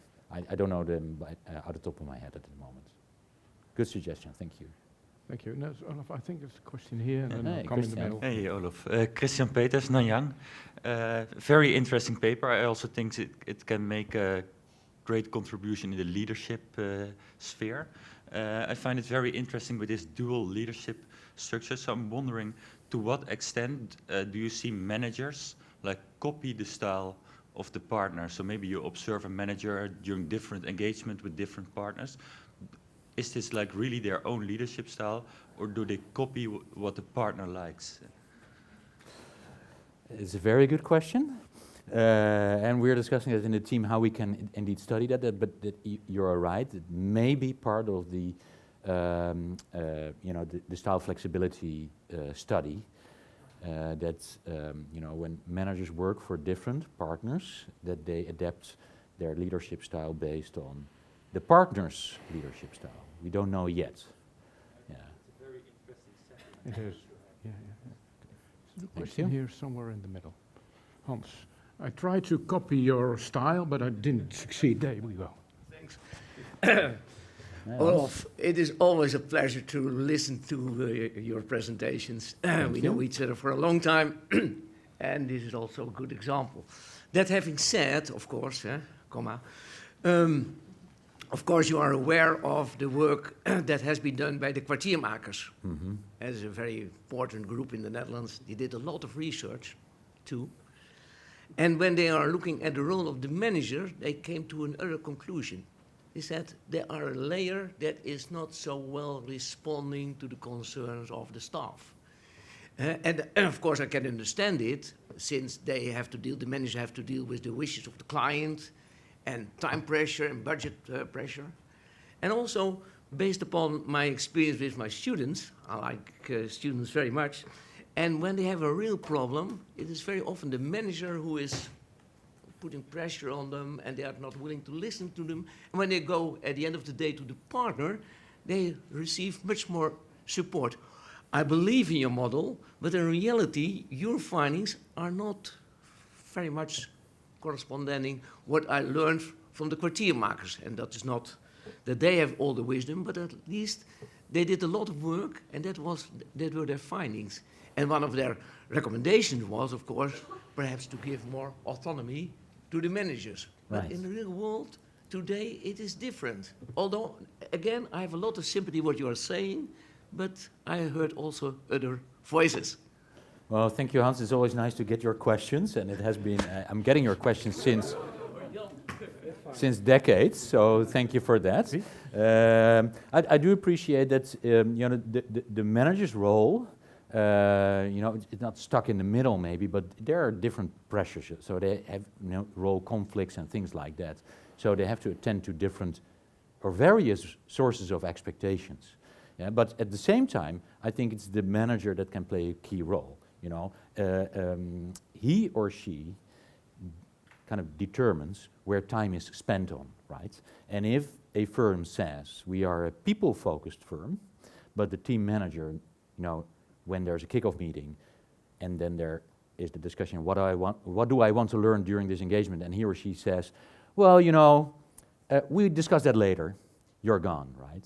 So I do agree with you that we need to develop the leadership capabilities of the managers, like Rolf is saying. Yeah, thank you. Thank you. There was one question over here. Yeah.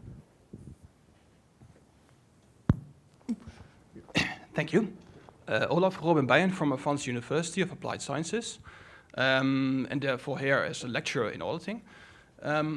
My question would be, we talked about tone at the top, tone at the middle, tone from staff. How about tone from education, let's say, tone from the lecturers? I mean, what could we do in our classroom? I mean, should we still place so much emphasis on these audit tasks still? Or should we be placing more emphasis on, let's say, the team-related sphere and tasks, or let's say already in the classroom? Yeah, so there's a dilemma now, right? So both Chris and Tjibbe are here. So Tjibbe, who's defending his PhD thesis tomorrow, right? So, did you know? Yeah, now you know. Yeah. Now, Tjibbe is saying, scrap culture and all this soft stuff from the education, because if you have auditors that can talk culture but miss the fraud, what's the contribution? And then you have Chris saying, no, scrap audit tasks. Discuss ethics, behavior, culture, professional identity. Well, you can guess in which camp I am. So, well, I think we should spend appropriate time on leadership, professional purpose, things like that in the classroom as well. So then, based on your presentation, would you also say that it's very detrimental if the teacher goes cheating as well?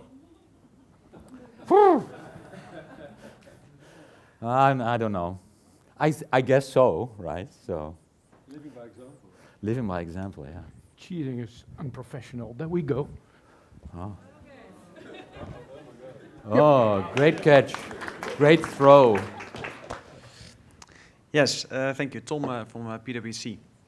I was very interested in maybe some of your views on what we call the squeeze of management between staff and leadership. Because in my experience, what I often see is, I think managers historically aren't always valued for the considerative side of their job, maybe more for the task-oriented side. And well, I'm interested to hear your views on how can you as an individual manager, focusing on your consideration, feel supported, or maybe not even supported, but not at risk of not getting a promotion because you're not valued for that kind of traits. Ah.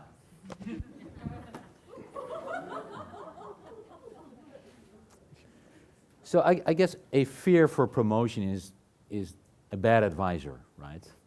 So I think that the manager has a key role to play in creating the right team climate, psychologically safe, where you can discuss all matters, where the juniors feel safe to voice their hesitations, you know. These can be really small things. So I do truly believe that the manager has a key role to play. So if you're in a team, you know, where that's not valued, of course you can then start a discussion with, you know, the ultimate leader of the team being the partner, you know, and refer to research. But, you know, make up your own mind, right? As a manager, you are a CPA, you are responsible, and you are a leader, right? So lead the team by conviction. I'm not sure if that answers your question, but I do appreciate that the manager is in between these two layers, but and we do see that, for example, in culture research, there's a dip there. But I do think, you know, take the risk, be a leader. And within PwC, I've been there for a number of years, there's room to be a leader, as is in all the firms, by the way. Woof. Olof. Olof.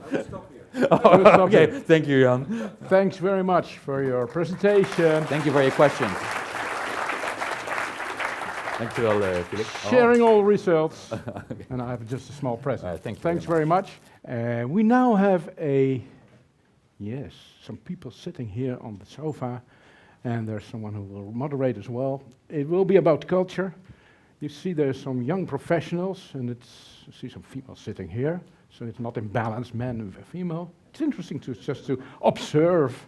And we have a session, and it will be organized by what they call BusySeasonTalks. Those from foreign countries. I have to introduce a little about this, what it is. They are volunteers, and these people are really interested in the profession. And that's, I think, that's good to know and to understand that these people are there. And Chris, the innovator sitting here. Isn't that challenging, the younger people? Yeah, right. So what they do, they have once a week, they have they host an informal discussion, and they have an Audit app, and they call that Clubhouse. And they have a lot of followers who listen to what's happening there, and it's focusing on the experiences of accountants. And together with other group of accountants, they make everything open for discussion. And but in a light-hearted manner. I was going to moderate, right? Yes, that's right. But that's right. But I would like to set the scene in the sense that they know what they're talking about. Very well. But I'll leave it to you. Yeah. I'll leave it to you. Anyway, I think it will be challenging. It will be open, and the floor is yours. But I will introduce you, because this is Arthur de Jager, and Arthur is lead digital transformation by Baker Tilly, and now the floor is yours. Great. Thank you so much. Ladies and gentlemen, welcome to this morning's panel discussion. As I was introduced just now, my name is Arthur. I work at Baker Tilly as a change manager. And aside from that, we also do BusySeasonTalks, where we try to re-energize the accounting profession with different perceptions on the profession, sometimes from inside the profession and sometimes from outside the profession. Today's panel is regarding culture, a topic which is close to my heart personally, and also very close to some of the people here on the couch. We have a lineup of 4 women who have a past or a present in the accounting profession. First off, from the left to the right, we have Espérance Blaauw. You are team lead culture and behavior at Deloitte. No, at PwC, my bad. Yeah, almost. Thank you, yeah, good that you're here. Next we have Lotte.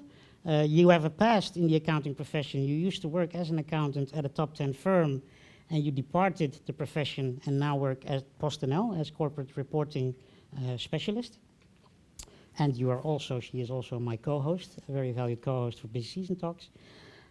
Further on, we have Lisa Schaller, is also involved in culture from PwC. Yeah, I got it right now, right? No, you didn't. No. Oh, sorry, my bad, yeah.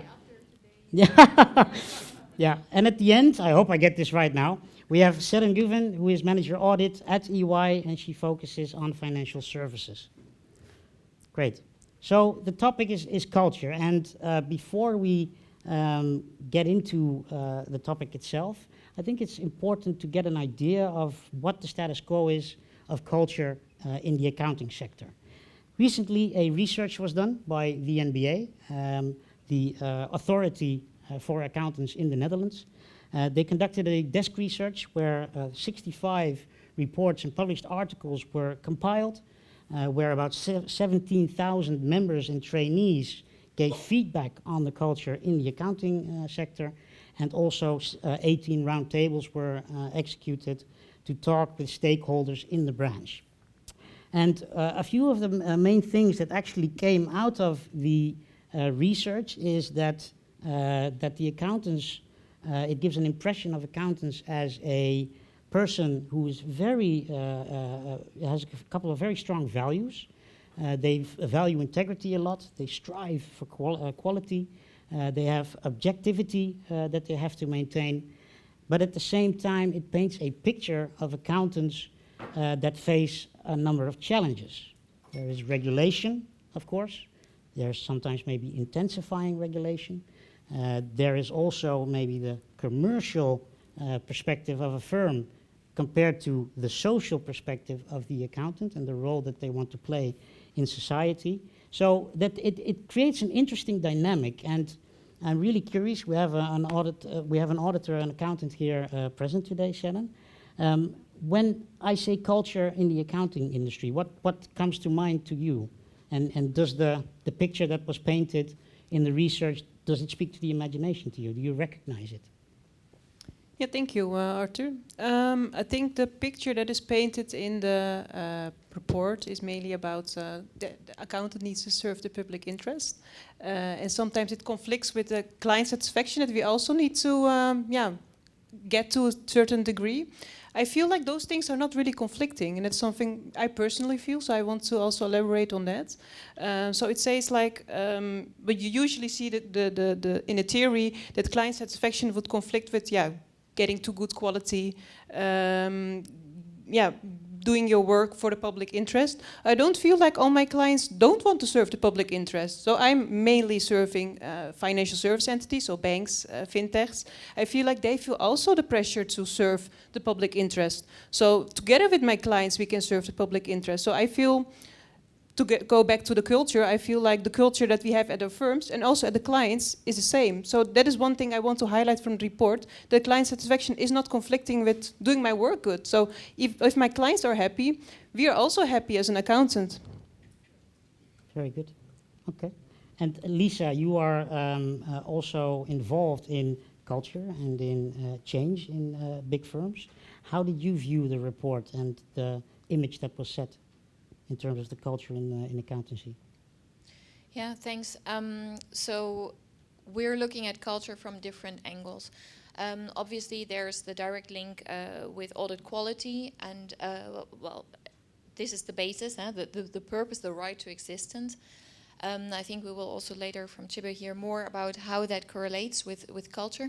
So maybe for here, let me take it a bit broader, because culture So on the one hand, something that just is, that is formed by the people that work in a firm, that is formed over time, that can also change with different people coming in. And then there's culture that is serving a bigger goal, a strategy in our company. And our strategic goals are broader than audit quality alone. We already heard a lot about innovation. We heard a lot about building trusted relationships with clients. That also demand certain cultural traits that we also have to develop. So that report, yes, it speaks to me, but I think culture is broader, and I would really like to also have the discussion on culture as a broader thing than only directly related to audit quality. Yeah, okay, thank you. And Lotte, you used to be an auditor, you used to work at a big accounting firm. However, you did depart the profession recently. How do you feel that the culture in the accounting sector has evolved? Well, I started when I was only 18 years old at a smaller firm. And over the years, I've definitely seen it change. You know, like the first, well, of course, maybe I'm a little bit biased because I focused more, when I was working at the audit firm, I was focusing on the implementation of the CSRD and the developing legislation. But yeah, I saw, like when I was 18, you know, the only thing on my mind was the work-life balance and figuring that out. And yeah, I saw it change to a more societal pressure as well, which I think is a good thing. It's a good change for the culture-wise. And by societal pressure, what do you mean? I think exactly? the role of the auditor, well, especially with the CSRD coming, is changing, and it allows us to also redefine the role of the auditor in the society, because I think like we are the most like well-equipped, I said it like industry to help with the implementation of the CSRD and the transparency as well. So I think it's something we should really embrace. Yeah, I'm looking forward to that. Absolutely, it creates an opportunity for the accountancy to bring extra value to the market.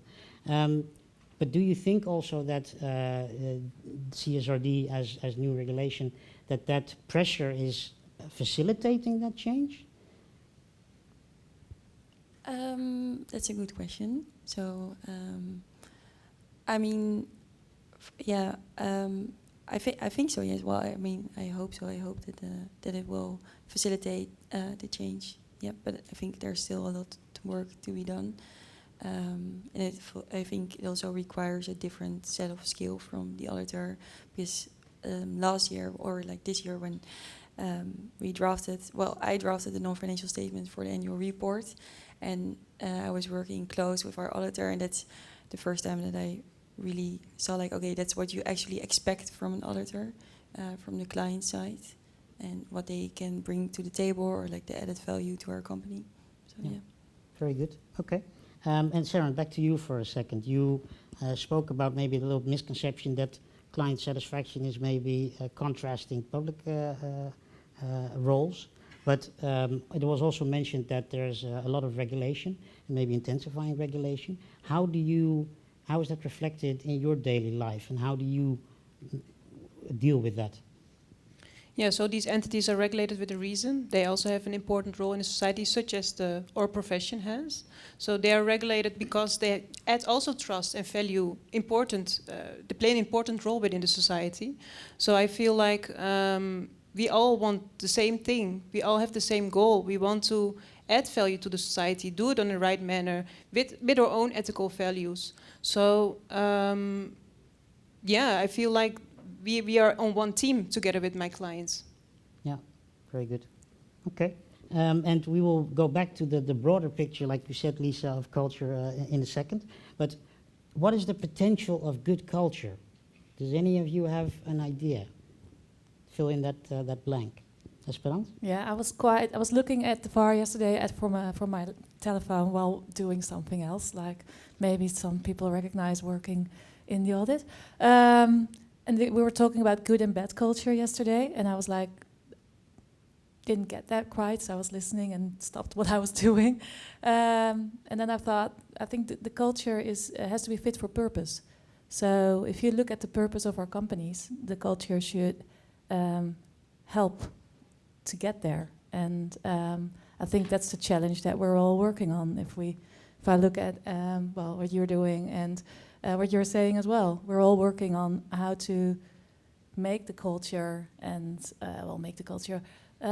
I think maybe inspire a culture that's fit for purpose. Okay, that's a big statement. How would you go about inspiring a culture? Where does that start? Does anyone of you guys want to answer this? Did I bring it on myself? Okay. How do you inspire a culture? Yeah, that's the big question, of course. And also with our internal culture program, we're constantly looking into how to do that best. Not sure if we have all the answers, probably not. But so there's obviously different layers that we look at. We already heard there's a difference between firm culture, office culture, team culture. So those are all elements that we try to address in different ways. There's also the sector. I mean, looking around here, we're not in a vacuum. There's also society. Those are all things we have to take into account. But then how do we inspire a culture? First, by being very clear of what we want, what we think we need, defining that and creating a shared understanding amongst the firm. And then next step, also think about what does that mean in practice. So translate it into concrete behaviors, reinforce those behaviors. Really talking about the margins. What do we expect from people? When do you step outside of a margin? What happens then? Be clear about that. And then strike the balance between inspiring people and stimulating ownership for certain behaviors.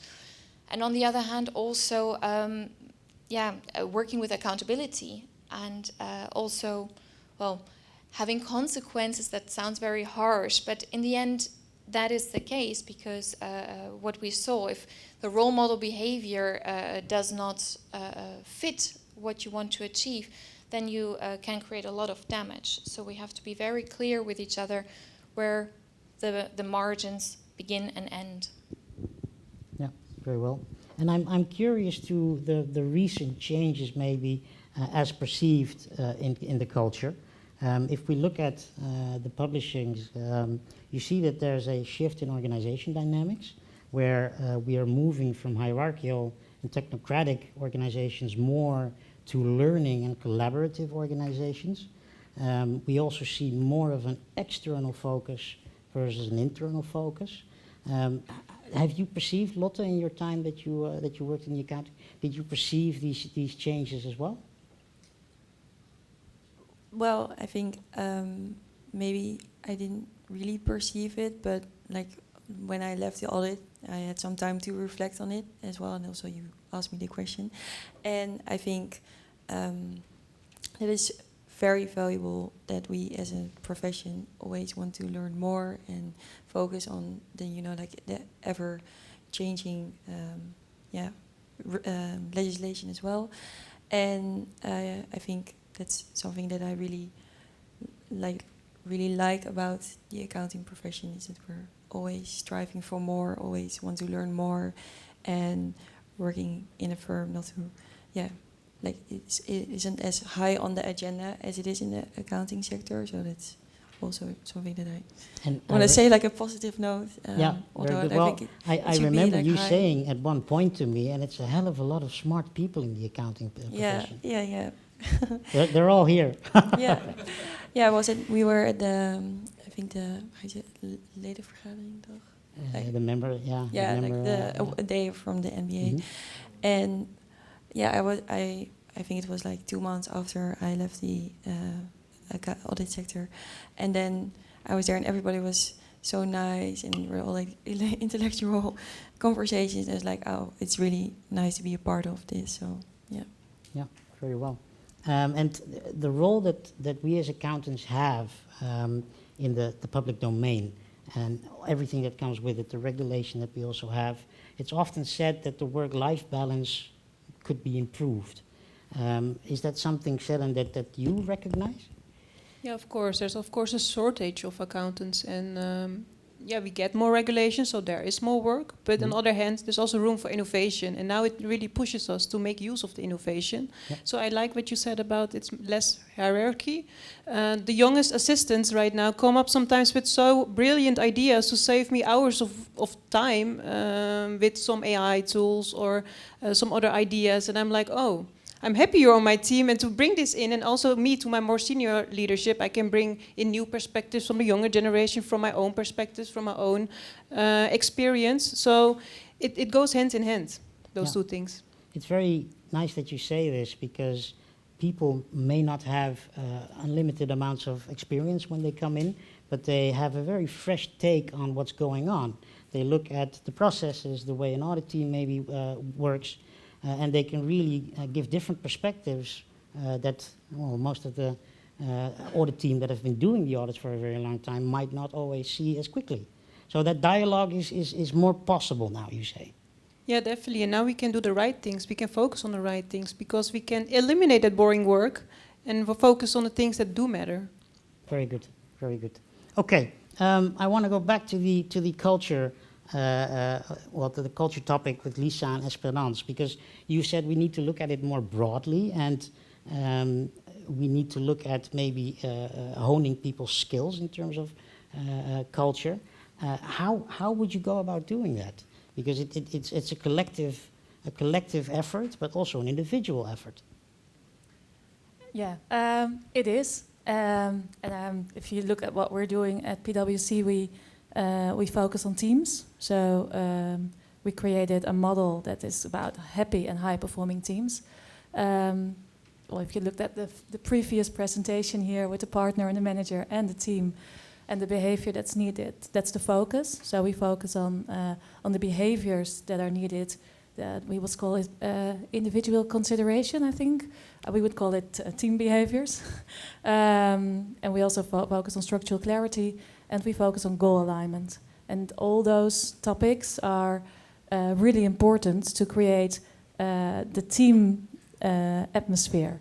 And if you do that together, the whole company starts to feel the vibe of slowing down before you speed up together, instead of speeding up on your own and running like a marathon and being completely tired. So the most important thing that we're trying to do is to I think the hardest part of culture is that it's always long-term. And I don't know if you guys recognize it, but we think short-term in an audit. And we have to finish things, and we have to go. And culture always takes stamina. It takes time, it takes effort, and you don't have the results immediately. So we try to mix those.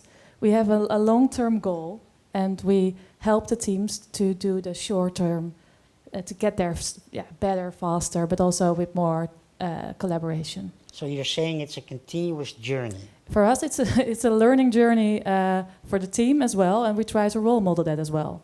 So showing the vulnerability of not knowing, of taking the time to slow down, we try to. We don't always get there, but before we speed up, makes us, I hope, a role model in the company. Very good. And I think the same applies, for instance, to innovation. It's not like you can say, okay, we're going to innovate this and we're finished with our digital transformation. It is an ongoing thing. And a famous management consultant, you might have heard of him, Peter Drucker, once said, culture eats strategy for breakfast. And I honestly believe that that is true. That's not to say that strategy is not important, but the culture is able to maybe facilitate the strategy and realizing the strategy. And I'm just curious. Yeah, you want to respond, Lisa? I would like to add something, because that long stamina, that long-term focus, that is totally recognizable. But what might be a shortcut in certain situations, when you're very lucky, when you find the right individuals who already embody certain cultural traits that you want to see more of in your organization. If you place them in a leadership position, or if you place them in a certain team, then you can intensify that change. And of course, you need to do more to really embed that in your organization, but I really believe in the power of individuals setting the right example and being maybe a bit atypical from the rest, a bit more visionary, and having a bit more courage that we see can really have a positive impact on teams. Yeah, and I'm very curious, both of you, Lisa and Espérance, are specialized in culture. Why did you choose this profession? Yeah, we were just talking about it over coffee. Actually, it was a pure coincidence.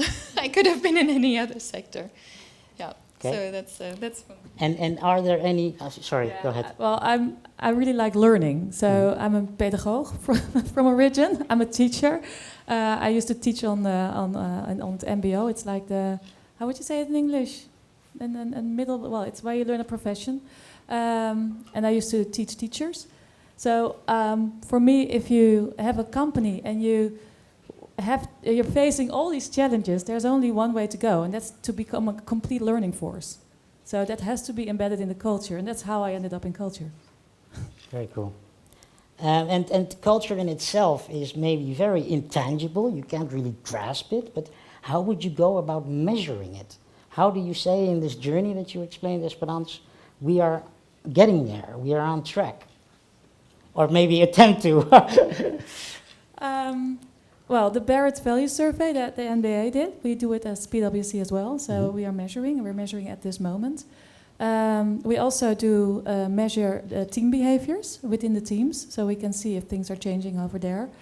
And then we have the Global People Survey, so measuring, that's every year, so we can see what's changing, and we're also focusing there on team interaction and see how things are changing there. Yeah, okay. Anything to add, Lisa, or no? Yeah, well, if we think about culture as the thing that is and that we want to stimulate, and also as the enabler for strategic goals, then an additional way to measure culture is whether we are able to achieve our strategic goals, right? So if we're performing well as a firm on the full breadth of strategic goals, then I think we're doing something right. Yeah. Thank you. Okay. The hardest question is always, how important do we really find culture? And how much are we willing to, well, pay for it, literally? So I think that's the hardest question when it comes to culture. And are we getting better at that as a sector? As a sector? Ooh. Well, I would. Petra, what would you say? We're getting there, but I think that the short-term goalage is always, well, it's almost the 1st of July. Yeah, and I'm keen to actually give you a follow-up question. What are maybe contrasts between other sectors that you or Lisa have experience with in terms of culture? There's always room for improvement everywhere, of course, but are there certain parallels or contrasts? Well, I've been working in different companies, and so has Lisa. I think what makes it really fun to work with accountants is that they are really intrinsic motivated to do their job really well. So if you help them to do that through your programs or through your ideas, they will take on like it and go for it. The hardest part of working with accountants is they don't have a lot of headspace. So they're really busy all the time, running from one task to another. That gives them a satisfaction with dopamine, and that's really nice to have dopamine, I know. But you also need the time to slow down. So if you have chronos and kairos, we have chronos, we have no kairos left. And kairos is the time when things happen because you have the time. And they happen because we meet each other and we think, hey, that's a connection, and we have a conversation. That was not planned. And the best things come out of those. And I don't think we have enough time in our company, of in our companies, in the whole, yeah, I would say everyone who works in accountant, to have those moments. And they are really important for innovation, for everything that we're going through. Yeah.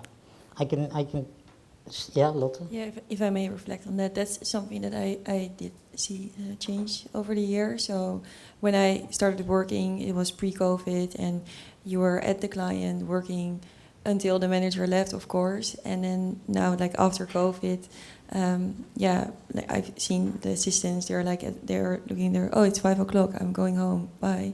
And yeah, I think that's definitely a shift that I've seen in the audit.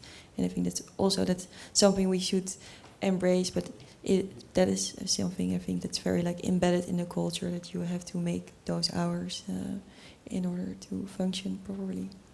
Yeah. And Lotte, you specifically, you departed the profession, even though you say that we're evolving, we're making steps forward, but what made you decide to leave the profession? Yeah, that's a good question. Well, it was definitely not work-life balance, because when I left, I noticed that I had a lot of more time, so I started running marathons and instead of working, so that's also nice. But yeah, for me it was definitely the sustainability part. Like I was waiting for clients to come up and help, ask for help, but like everybody was a bit shy. So I felt like, okay, I want to do it myself. So I started working at the listed company who has to comply with the CSRD as of 2024, which is very, very cool to see. Yeah. Nice. And what are the elements that you miss most about accounting? What I miss most is definitely the team. Yeah, that's something that's so valuable. Like working with like-minded people. We almost always have the same agenda. We're always, you are always like in it together, and that's what I really miss about working in the audit. Yeah, the team spirit. Very cool. And even though I'm not an accountant by trade, I can also enforce that. I see that accountants have an incredible work ethic. Even when they come into the profession, they really want to make change, and they really want to put in the effort for it, even though the work-life balance is sometimes tipped a little bit. But it's very, very good to see. Okay, well, ladies, thank you for being on this panel. I would like to open up the room to questions. Lady at the front, there is a box going to be thrown or given. Well, thank you so much for a very... Is this working? Yeah? Thank you so much for a very interesting panel discussion. First of all, Arthur, you just asked, are we progressing on culture as a profession, right? I was reflecting on the fact that we're sitting here with, I think they said 160 people talking about culture. I think 5 years ago that would have been unthinkable, but we're sitting here as an ecosystem. So I think as an ecosystem, we're really progressing, and really thanks to the FAR for connecting all of us on that. My question was actually building on a comment that Espérance made earlier, because the good and the bad of culture and behaviors, we spoke about that yesterday. And you were saying that, there's no good and bad, it has to be fit for purpose, right? And in terms of behavior, I think we all really understand what bad behavior looks like, right? And we also understand what good behavior looks like. But it's often that middle ground where you get that gray area, which is often about dilemmas, because your client may not want you to challenge them, but society expects it, right? So it's often what's good for one stakeholder is bad for the other. So my question is, how are you thinking about supporting the practice with that? Because that is, we're saying culture is intangible, that is even more intangible, because you cannot say this is always good, because it's depending on the situation, depending on the stakeholder you're looking from. So would be good to hear your wise thoughts on that. Thank you. Shall I take him? Ethics is one of the things that we're taking on right now. I won't elaborate on the why.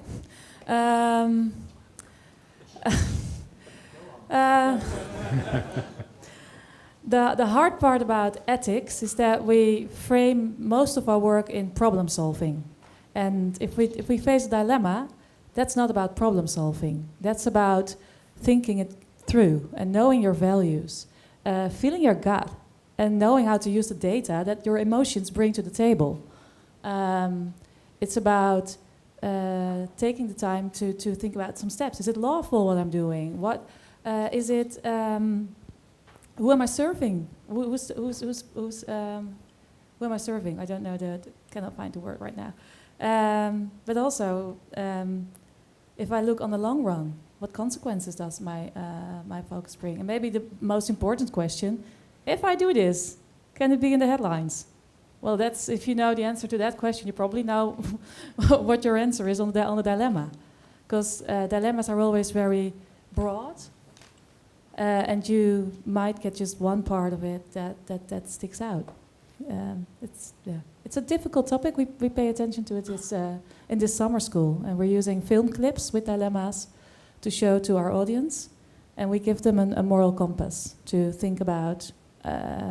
How would you, with a team, so we're looking at it with a small team, how would you navigate this question or this dilemma? What do you see, what do you feel, and what do you think should be your choice? Free advice.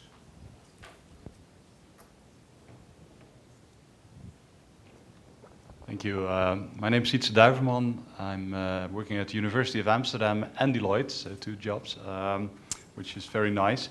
Over the last couple of days we spoke about culture, and we spoke about culture actually as an enabler to get to audit quality or to obtain strategic goals.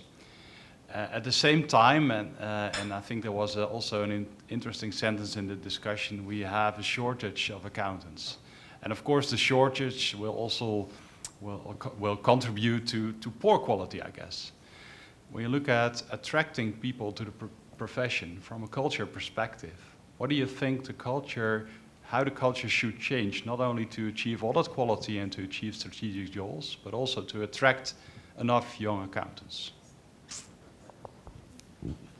Yeah, what I would really like to look into to answer this question is it only accountants that we need, or should we also look broader from different professions, different backgrounds? I think we already made a step in looking at which tasks do not necessarily have to be done by an auditor, that we can automate, or that can be done by a professional project manager on the bigger engagements. So that is really helpful because it broadens your talent pool. Also reflecting on the speech of this morning, I think if we also rethink audit, if we think bigger, that also opens the horizon for attracting completely different profiles. So that does not take away the shortage of financial auditors, but that might be an opportunity to also diversify the firm and to stimulate innovation, I think, in the end. Thanks. Of course, this is very task-oriented, but when you look at it from a culture perspective, what makes it a group people want to belong to? I think it would be psychological safety. It's been in the previous presentation, and psychological safety is a hard topic because we cannot make it tangible. But psychological safety is just what we do together. So it's the things we do every day. And the opposite of psychological safety is not psychological unsafety, it's a connection. So it all starts with making more connections when you work together, and then people feel welcome and part of the team and part of the group and part of the company. Right. Any other question over there? Yeah. Thanks. My name is Marlene Jans. I'm a consultant in the area of culture and governance. Indeed, I was wondering, the proof of the pudding is in the eating, and that also applies to culture. Indeed, I agree that addressing proper dilemmas can be crucial also for development of your mindset, and indeed to find out if your values are really your personal values as well. But I think there could also be another option to inspire culture, because that was one of your questions, in fact. And I think that would be learning, how do you learn from your mistakes? And I'm actually wondering what kind of programs have been developed within your companies to learn from your mistakes. We're using the growth mindset from Carol Dweck. I used to be a teacher. This is part of most, well, you're a teacher as well. For most children, it's part of growing up now in schools, learning how to navigate things are not going the way you want to go. And part of focusing on that learning culture is dealing with mistakes as moments of learning and reframing failure. But also the latest book of Amy Edmondson, Failing Right. I would really suggest anyone that book. Yeah. Okay, thank you. Over there. You there? I'm ready. Yeah, you ready? Throw it. He wants to throw it. Well done. Hi, I'm Chris Hong, University of Alabama / University of Antwerp. Thanks for this really enlightening conversation. So a lot of the discussion in this conference has been about culture at the firm, at the office, at the individual, at the team. But at this panel, I heard I'm on one team with the client.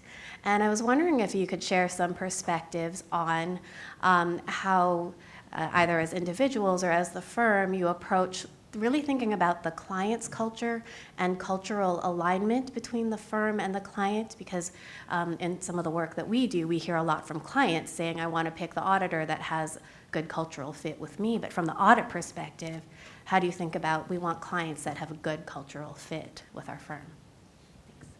Yeah, I think it's in our onboarding procedures that we need to evaluate the culture and integrity of the management. So it's always been a part of accepting a client, yes or no.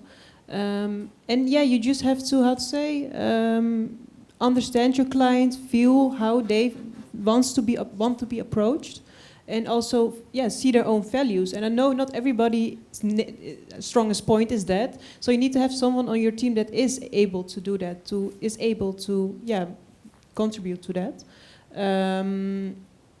Just to come back to your question, so how we do that as a firm. Yeah, for me, I'm lucky maybe that I have really nice clients that want to contribute to the society because they are regulated, and I don't think non-regulated entities don't want to contribute to the society and don't want to serve the public interest. I don't think that's right.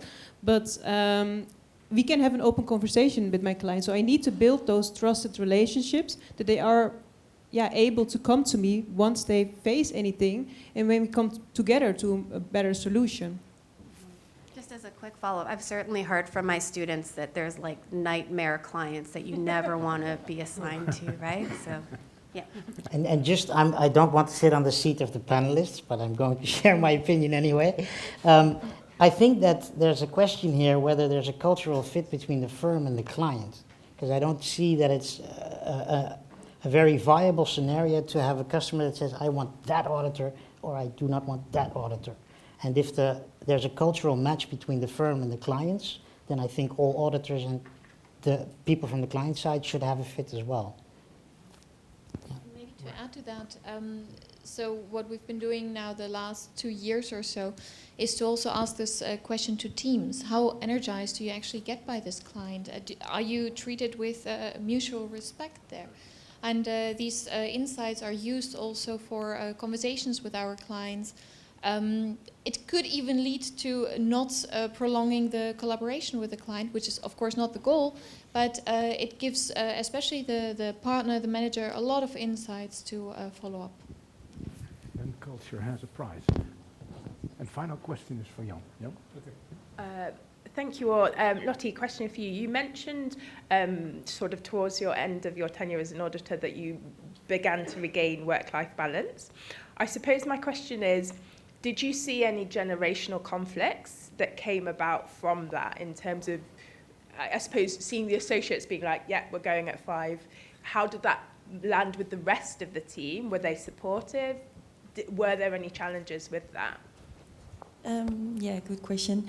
I think, yeah, like nobody likes change, obviously. So that's also, yeah, like you saw the partners, for example, struggling with this a little bit. But in the end, like it never stopped people from actually leaving at 5. But I do think that that's something that also takes time. You know, like what you say, like the culture takes time, and yeah, I think that's going to be challenging for the audit profession. You know, like the whole new generation, like the Gen Z. Yeah, they want different things out of their job. It's not about, you know, like becoming a partner or drive a nice car. It's more about like exactly like psychological safety, and also, for example, the why. They want more. They're more conscious about what do they contribute to society with their jobs, and it's where I think the CSRD comes into play, and allows the audit profession. Thank you. To redefine itself. So. Thank you, Jan. Yeah. There's the box. Yeah. Yeah. So it was already mentioned. The proof of the pudding is in the eating. So what happens when the going gets tough? So we sit in the team, we get this pressure from the client, time, different opinions within the team, different opinions between the team and the auditee, right? What happens then? I mean, you can create a marvelous culture, but then when the going gets tough, it might just collapse. And so what? How do you actually? Do you think about training people, and how do you experience it, as an auditor, in this respect? Because it happens. It happens. Yeah, we know. I think we all know it happens. That's the reason we exist. Why we exist. We train people. Yes, we do. We have the conversations. We also have the measurements in place, or we have the things in place where people can speak up and go to when they feel not safe, or they feel not heard, or they think something happens on the ethical side that's not right.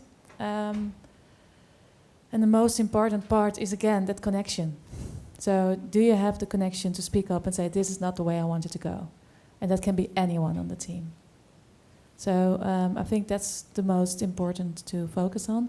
But maybe you can share something from an audit perspective.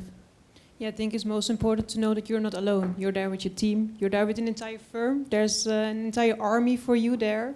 So there's always someone that you can go to maybe only to speak to and say, oh, this is going on. I don't feel really well today. I don't know how to tackle this. And sometimes they come with really nice perspectives. And then you can come together to a solution. And sometimes you go together with the team as a solution. So I feel you should never do this alone.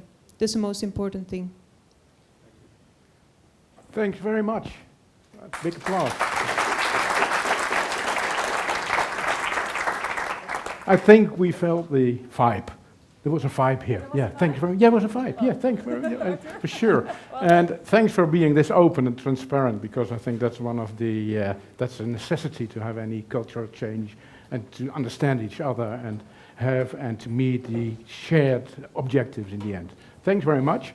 And we have a very small present. Oh dear. Yes, please. I'm getting so many presents today. Yes. Yes. Okay.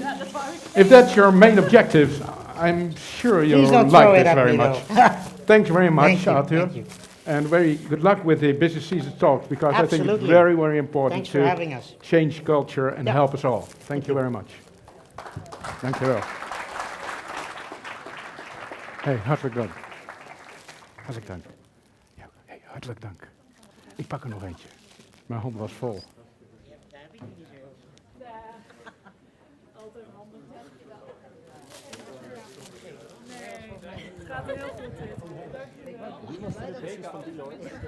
Hey, hartelijk dank, hè. Kijk, alsjeblieft. Ja. Constructive alignment. Dat dossier, joh. Dat heb jij nog even? Ja, ik ook een beetje. Ja. Ik heb het ook over verschillende. Please stay in the room. We'll just have a set the scene again.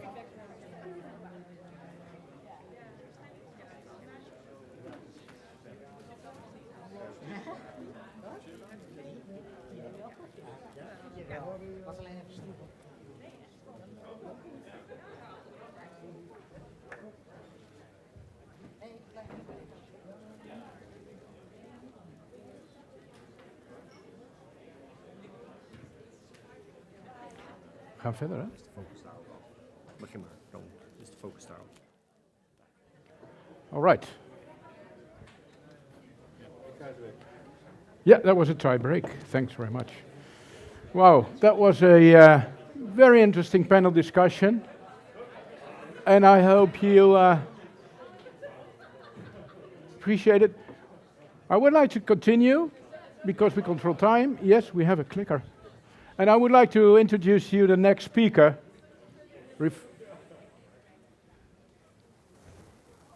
Referring to FAR project and the next speaker. I introduce you now to Tjibbe. Tjibbe has been already mentioned several times. So, yeah, Tjibbe is a researcher, PhD researcher in Amsterdam.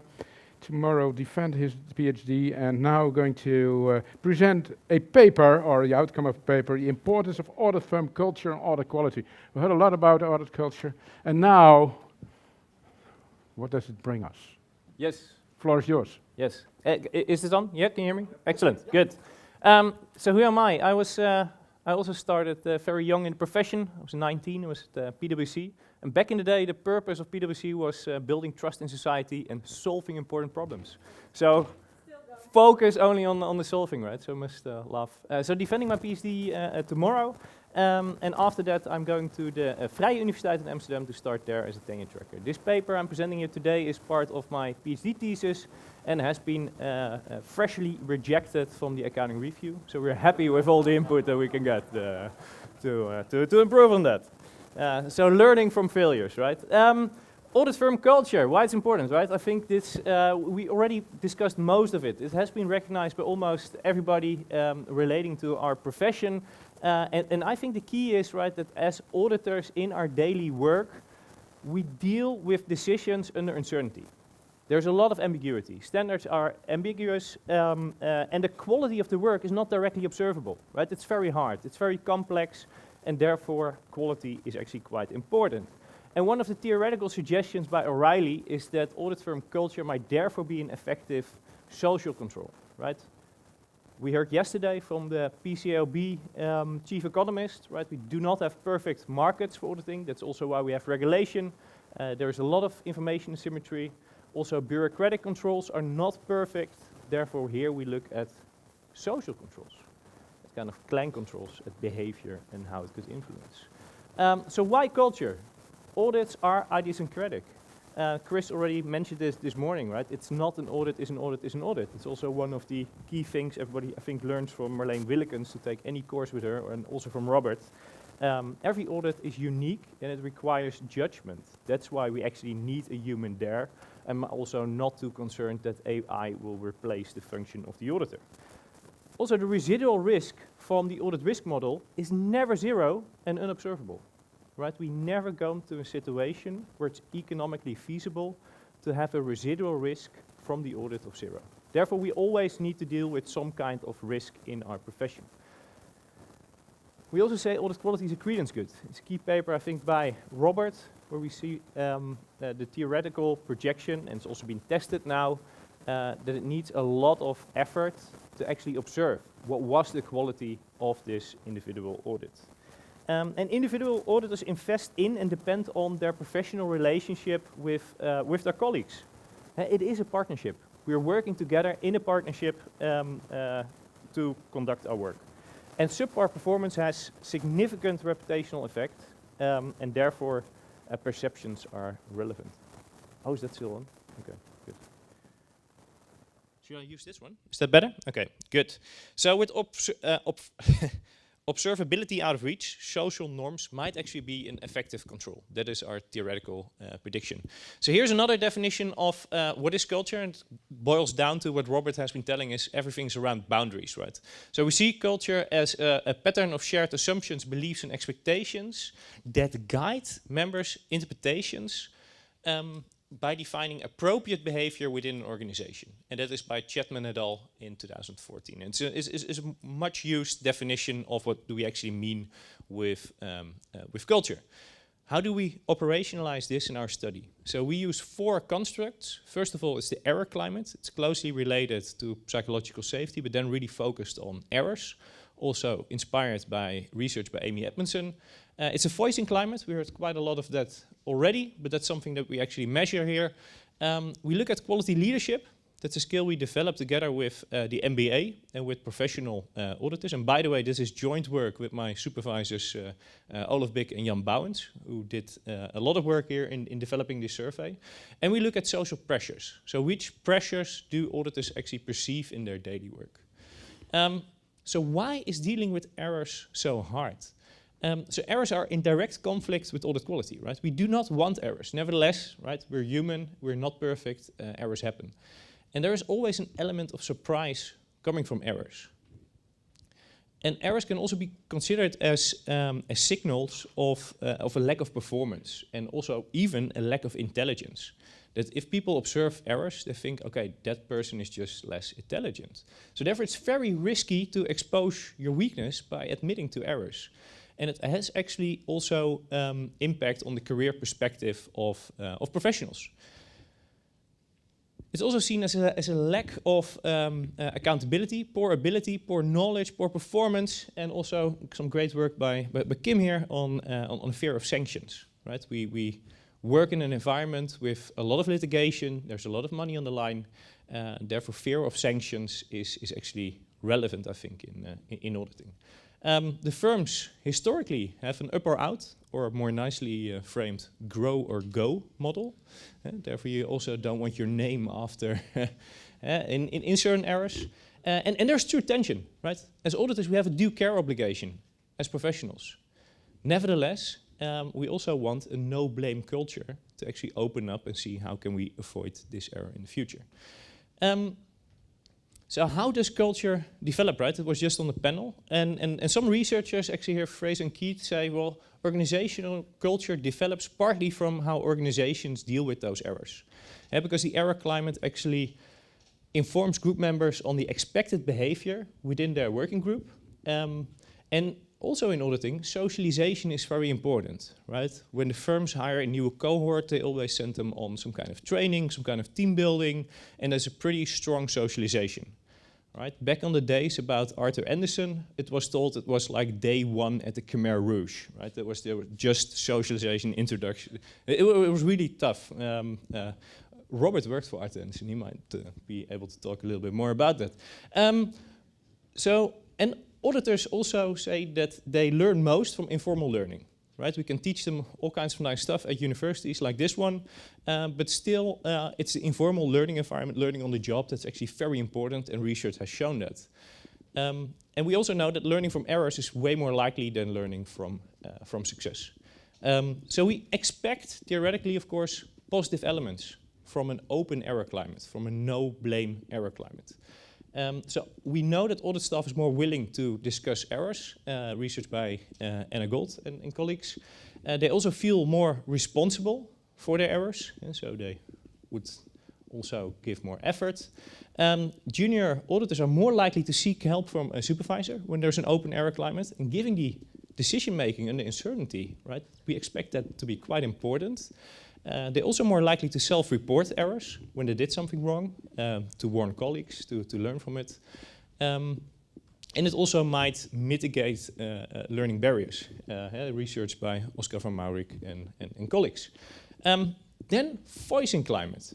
I think already discussed quite a lot in this conference. So we know that partners are very dependent on a team, right? The audit team, they're the eyes and ears of the audit partner, of the responsible auditor. But we also know that partners and also other executives exhibit significant overconfidence in the ability of their juniors. It's very hard for senior leadership to relate to the experience how it was when they were kind of the first year auditor on the job. So they cannot unlearn what they have learned. And there is great research by Bill Messier in Jager that actually shows that experimentally that partners significantly overestimate, and also managers, the ability of their juniors. So therefore we think voicing behavior is important, right? Because if there is good voicing behavior, voicing climate, those juniors are way more likely to say, okay, stop, I don't get it, please help. Jasmijn Bol and colleagues have some great research on the importance of tacit knowledge. Right? Every audit is unique. You need to share this tacit knowledge. And also some survey and experimental studies use the willingness to speak up, the willingness to actually say from, okay, wait, I think I found something, as their outcome variable. That they say from, okay, well, this is actually the variable how we identify that it's relevant for voice employment. Still, we think on voice that there is some tension, right? It's not only one direction, it's only positive. There is a true risk of getting way too much irrelevant input and a diffusion of responsibilities. So that's a true risk. And this also has been shown in other studies that voice can have a negative relationship with decision-making accuracy. And also speaking up might not be sufficient. There's a great case study on a plane crash in Korea where the co-pilots did speak up, but the hierarchical structure was so stark that nothing actually happens. So just voice and climate might not be enough.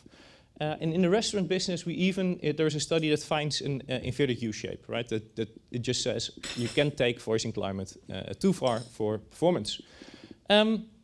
Quality leadership, also there's some predictions, right? We know that firm performance is associated with a perception that the top of an organization is more trustworthy and ethical. Leadership influences their subordinates' tolerance for ambiguity, so they're able to actually deal with the ambiguities. And the leadership style affects the willingness of auditors to engage in the dysfunctional behaviors, right? The behaviors, the reduced audit quality acts that Olof has been talking about in his study. And we also know from a study by Anne van Stralen and colleagues that audit firms actually value leadership ability. It's a great study by the Swedish Draft that they look at the leadership ability of all 18-year-old Swedish men. And actually the ones with great leadership ability, they're way more likely to become successful audit partners. And research by Daniel Optia shows that tone at the top deficiencies, as identified by the PCAOB, that is actually related to audit failures, right? So that's, I think, also non-surprising. Nevertheless, also related to Olof and Lena's study, we know that mid-level auditors seem to be more important than top leadership roles. Seniors and managers play a very important role in the audit. And also a focus on leadership roles. Some recent research by Ellie Zimmerman and colleagues show that they can actually distract them from their own responsibilities. So if we think there is some tension, overall here, this is pretty much our model, our prediction. It's kind of the idea that office culture, so here we look at offices, so individual offices within the Netherlands, it has some influence on audit outcomes, right? How do we measure those outcomes, the audit quality?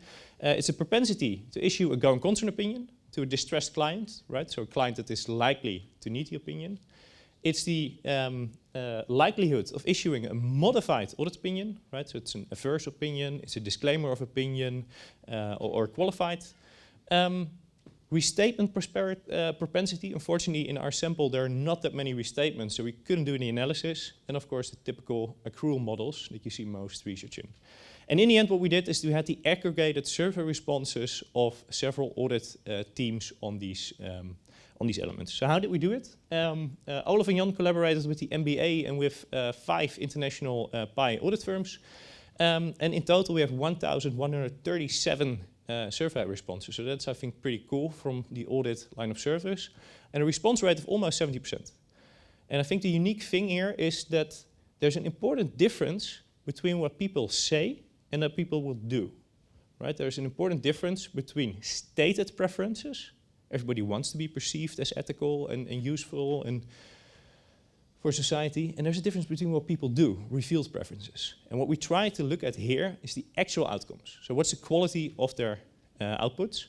And also we try to mitigate the risk of socially desirable answers by asking them not about themselves, but asking them about their office, about their daily working environment. In total we have 37 audit offices with at least 10 responses, with an average of 30 responses per office. Right? And we aggregate that data to say from, okay, we actually think that this is the culture within this audit office. In total, we have also data on 90% of the audits performed by these offices, and this is the kind of the big survey that we send out. Also happy to share it with everybody, but that was kind of the point, right? Can we measure culture? What can we do? These are the constructs that we measure, and it actually loads in the way that we were expecting. So we have here the scales of quality leadership, which include the questions on their vision on quality, but also in their behavior, right? Do they show what's actually meant with quality-oriented leadership in concrete terms?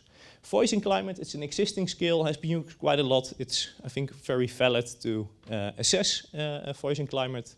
And here, the error climate by Grunewald and Donle, it's also been used by other studies, but with pretty open and very actionable points, right? From, okay, do colleagues warn each other about errors that might come up? Are they openly discussed? Do we know what's useful? And here we have some of the social pressures at work. And that's adopted from a working paper by Bekes et al. And that's kind of the perception from, okay, do auditors have the feeling that they need to stay longer? Do they have the feeling that they need to skip procedures? And so that would load negative on our culture construct. So in the end, what we did is that we tested these 4 constructs separately, but we also rolled them up in a principal component extraction to say from, okay, well, actually, the total result of this, we can weigh it, and we use that as our culture measure. And this is what we see. This is the result I would like to share. So this is the likelihood in panel A of issuing a modified audit opinion. And we differentiate between higher complexity and lower complexity audits. Because we think that actually culture is more important when there is more uncertainty, when there's more ambiguity, when it's actually harder, right? That bureaucratic controls cannot really help you here. And there we find a significant effect of the higher complexity slope. And so we see that there where there's a more open error climate, when there's a more open voicing climate, when there's more quality-oriented leadership and less perceived social pressures, that those offices are more likely to issue modified audit opinions to their clients. We use that as a proxy for audit quality. It's the same with going concern opinions, right? And that is for distressed clients. So the subsample where we would expect them is that there, for complexer clients, we actually observe there is significant increased likelihood of issuing a going concern opinion there. For accruals and discretionary accruals, we observe a non-significant relationship, yet the direction is still the same. And if we break it down into concepts, we only find a significant relationship between voicing climate and accruals, which we think makes sense, because you need the individual assistant auditors to tell the audit partners, from, okay, I think here is actually earnings management going on. I think I found something here. We do not find an effect of donut top, of error climate, or from social pressures on those accrual measures. Nevertheless, right, accruals are a noisy proxy. Who knows what we are missing? So overall, I think these are our conclusions. I think an important conclusion here is from the 5 firms and the 37 offices that we have, is that we see a stronger clustering on the office level than on the firm level, right? So given Jerry's introduction, right, we have a firm culture. We see there is a firm culture, right? There is some loading on the firm level. Nevertheless, the local loading for these non-Big Four firms is larger, right? So there is a local culture. And everybody who worked in audit might recognize this. Nevertheless, for a lot of academics, this was sometimes a surprising finding when we presented the research. And we know that those culture dimensions positively relate to quality, right? And it helps us explain the quality differences between those offices, at least in our sample. And therefore, our findings suggest that culture and social controls might actually be an effective control to help firms promote audit quality. And we also find that culture is especially important, it's more pronounced in more complex audit settings. And that's the highlight of our results. And I think with that, I would like to open it up to questions, input, suggestions.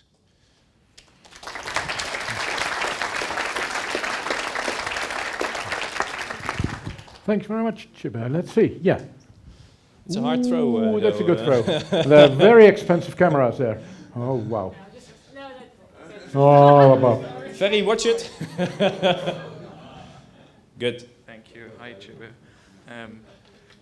Iver from Maastricht.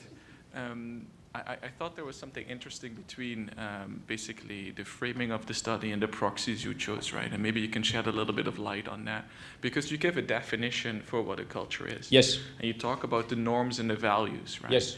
And then if I take a look at your proxies, Yeah. then I think those are results of that. I So agree. do you think that you really captured the culture? I think you just reiterated why the accounting review rejected our paper. So yeah, Well, I I'm think happy you have a that fair I'm point, at that level then. Yeah, no, that's good. No, I think that's fair, right? But what you see with a lot of studies on economic studies on culture is sometimes, especially to get to the revealed preferences, not to the stated preferences, that they let people play games or stuff on honesty or other elements. That's not the way we chose to capture the survey. Right? So you can also say from, okay, is this really culture or are these kind of climate dimensions? I think that's a fair criticism. Or emergent states when you're talking about the team literature, right? It's even one level down, right? So it is something that is not stable on a certain level, right? They're even dynamic over time. So that's something to consider. You said about input for further refinement. Maybe talk about the emergent state. Yeah, no, that's I think a good point. So we have on some of those offices, we have a second wave of the survey. And there we might be able to test from, okay, how dynamic and how stable is this actually? So I think it's a good point, yeah. Could you move Lena, the box over cameras, there? Yeah. Okay, hi Tjibbe. I think very related, Lena, University of Illinois, I wanted to say Maastricht, but no longer, Illinois. So related to Tjibbe's comment, so I was also surprised how you frame culture and then how you measure it, especially also because if you look at all of these elements you have on there, they're kind of also related and you kind of group them together at one stage, but you could also say, okay, quality-oriented leadership, we know also influences voice climate, influences error climate, and social pressure has a negative effect on these. So have you considered looking at how these elements influence each other and then like sort of like a path model? Yeah, we did not do a path model, also because we do not want the perception as a dependent variable to avoid also common source bias. What we do know is that there are separate factors, right? The factor analysis clearly shows that respondents and auditors recognize these as separate factors. Nevertheless, they're highly correlated. Yeah. Yes? So therefore, we also boil them down to one factor in some of the tests. Yeah. But any suggestions are welcome. We need to rewrite it to get it published. Yeah. Other questions?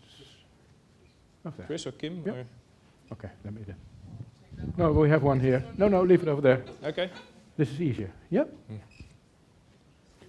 Yep, there you go. Hi, Kim Westerman from Cal Poly San Luis Obispo in California. Given that you're going to collect more data, this might be kind of a taboo subject, but would it be worth just naming like cheating on ethics exams as like social pressure? I think that's something that's been in the news quite a bit in the States. And so something I also wanted to bring up in Olof's, like, are there spillover effects to kind of not, like, it's audit quality, right? But then culture is also about kind of the firm's ways of beings. And so I'm just wondering, are there certain things that have happened lately in current events that you could just tackle head on in a follow-up survey? And that might help with your framing for like a TAR in terms of situating it into a very current, tangible event. Yeah, no, that would be very cool. The hard part is, right, we cannot publicly observe who were the cheaters, right? I think the MBA is still in a struggle with KPMG in this case, but let's see next week with other firms on, hey, please give out the names and we will sue them, right? No, I just mean for like the social pressure at work. Like the social pressure, right? From, okay, is that actually something, do you have a feeling that you need to avoid or skip a required procedure? Right, that's something that we have in there. What we have seen happening in the Netherlands is that people have been having that feeling, right? To the defense of some people who felt the pressure, I discussed with some colleagues who literally came back from vacation or literally like 2 days before Christmas from, oh, by the way, you need to do this 4 new e-learnings. And Happy Christmas. Right? That's also, we can actually discuss also the learning and the error culture here. I think the big scandal, especially at KPMG, was in the news in the PCOB fine, was mainly them lying to the PCOB and obstructing the investigation. Right, and even having the head of audit not doing his audit procedure or his e-learning himself, but saying from, okay, well, here, assistant, go do it for me, and then denying to the PCB that there was any issue. It was, I think, the main point. Yeah. Thank you. But fair point. Yeah. Any in the upper part of the room, because I did a lot of practicing. Yes, with throwing this cube. This is my big mouth. There we go. Yeah, not that bad. Almost. Hi, I'm Jade from the UK. I find it really interesting because I work in root cause analysis, so I like to really consider these human aspects of why errors occur. But I was wondering, from you mentioned that around the likelihood of a modified opinion, did that expand to adverse opinion, a disclaimer, the different types of modified opinions? Because what I observe in practice is teams may have emphasis on matter and then they take their foot off the gas and then they think that they have that safety net around that opinion. So just interested in if you have any... What we do here is that for 90% of these officers, we observe their audit opinions based on some data science techniques and a standardized wording, right? So we have standardized wording for an adverse opinion, qualified, disclaimer of opinion, and what we mostly see is more a qualified and more, disclaimer of opinions, yeah, compared to. Wait, anyone else here up over there? There. Here, yes, there we go. Claudia. Hi, Claudia from Tilburg University. So I have a question related to the outcome that you focus on, right? Because if I think about the, especially the voice, that seems to be one of the factors that matters the most. I was thinking, how does that affect auditors talking to the clients, right? And before getting to the audit opinion, there's all a process that goes through, well, maybe I try to speak out with the client to make him do the right thing so that we don't need to lead to the audit opinion. And how do you see that working? So the skill that we used is mainly focused on the colleagues within an office. Right, so we do not include any client dimensions there. Nevertheless, right, I think the client's perspective is very important. I think next week or this week actually on Isaac, Christian Peters and Ivan Hagebeek, a very interesting paper on what's the importance of that collaboration. So I definitely think that there is something there. Here we generally try to explain quality differences between offices of the same audit firm. And we see that voice and climate helps to explain those differences. Yeah. Yes, Eliane van Steenbergen from Utrecht University and the AFM. I really like your paper, and as a recommendation, maybe you say you measure audit quality, and then everybody says, oh no, you can't measure that. It doesn't exist. No. It doesn't exist, and then you call it proxies or indicators. But maybe you can call it something like behavioral outcomes, because they are very. It is worthwhile to examine how it relates to each other, and you observe real differences in that regard. So please continue to pursue this. Thanks. Now, one of the hard parts is that we of course have is that we, in order to collaborate with the firms, we guarantee them anonymity. Right, so I've only have the data anonymous, and we're able to match them with the public. But the only outcome I have is on the office level, right? So I can't say from this 45-year-old partner in Office Eindhoven did. Yeah, but that would be cool. It's not really a problem that it's on the outcome of the firm, that it's on the level of the firm, because it's still very relevant that you observe even with these different and difficult outcomes, you still find an effect. So that only attests to the importance of voice. Thanks. For instance. Yeah. Cool. front or are you UK colleagues? Oh, Chris. Yeah. No, we Sorry. go over there. Just Other UK colleague. Could you put your list of questions Yes. over there? Yeah, because I was just thinking about the story that you're trying to tell. I mean, you know, your first part of the presentation was a really thorough literature review of all different dimensions, the way people are sort of assessing the impact of culture. But when you come on to this, I mean, it just reminded me of when I was taking my professional exams. And in the UK, you can have several times at taking them. And the worst thing to do with that exam when you're taking it was go to the exam centre, because everybody who's at the exam centre had probably failed several times. Oh. So you're sitting in this room with everybody who's struggling to pass, and you were being required to go there. It was almost like a culture of failure. Yeah, yeah. And the best thing to do was not go there, was just study on your own and stay positive. And I just wonder whether, could you rejig things? Because this is, I mean, voice climate is, you know, do you feel free to discuss things that are problematic? Yes. Error climate is, do you feel free to discuss when you make a mistake and screw up? And social pressure is, how much pressure is there on you to make mistakes?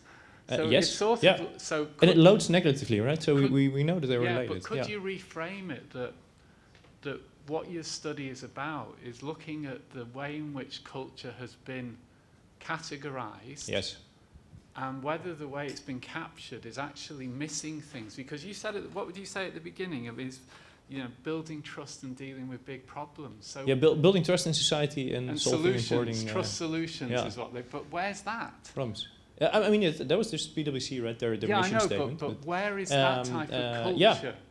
Or if that's the I objective. agree. Like we do not focus here on kind of purpose and on values. I think I've had a very valid point there. I think we need to work on that. No, but I right? think no. Yeah. But what I think you could do is you could look at the by looking at those results. You could say, look, this is the way in which culture is being understood in the firms. Right. Yes. But it's not having the impact that's consistent with these grand purposes. So maybe we need to redefine the way we're representing culture. Then, you know, these comments about the bigger issues, you're bringing them in, but you're bringing them in by an analysis of what your results don't tell you. That's a good point. Yeah. He confirms. Thanks. Yeah. Yeah. We're sorry. You had your hand already that long. Yeah, hopefully it's a there you really go. small question. Thank you very much for your presentation. Can we just go to the next slide of the graphs? Yes. Maybe I'm misreading, but where you've got going concern opinions for lower complexity audits, are we saying that people are less likely to give an adverse opinion if the culture is better? I couldn't understand that. So the dashed line? Yeah, the dashed line is non-significant, so you shouldn't interpret Right. it. Okay. Yeah. So it's a fair point. But nevertheless, we see an interaction there driven by the higher complexity clients, where we are more likely to issue a going concern opinion with a more open culture on office level. Yeah. Hi, thank you, Tjibbe, and all the best for tomorrow, first of all. Thanks. If we, I was actually going to build on what Claudia just referenced, because if we go back to the previous slide, the piece on voice for me, and actually this builds on, I was connecting in my head the last 3 sessions about the panel where we heard about the climate that we have with clients, right? I was thinking, should we measure whether we have psychological safety with our clients? Because that could enhance professional skepticism, speaking up, Yes. challenging our clients more. So one of the things I was thinking was, and I'm in a room with researchers, with academics, so I'm going to put it out there as a suggestion, right? But do we measure psychological safety with clients and the effect on audit quality there? Because does that enhance the professional skepticism that we have towards our clients? But the second thing, I was thinking about that voice climate that you've already captured here. Our auditors learn internally, and hopefully they will then feel more comfortable to express those same skills with clients, right? Yes. So if I learn to challenge in a safe environment internally, am I more comfortable to do that externally? So is there a correlation between the voicing climate internally, and then does that lead to higher psychological safety with my clients? because I demonstrate these behaviors there as well, which would then lead to audit quality. I'm not sure if I'm having a question or an observation or even a suggestion for future research, but just wanted to share that. No, I think it's a fair observation, right? I think Olaf's study and Lena's and Jerry's of this morning, right? They really look at the teams within the team.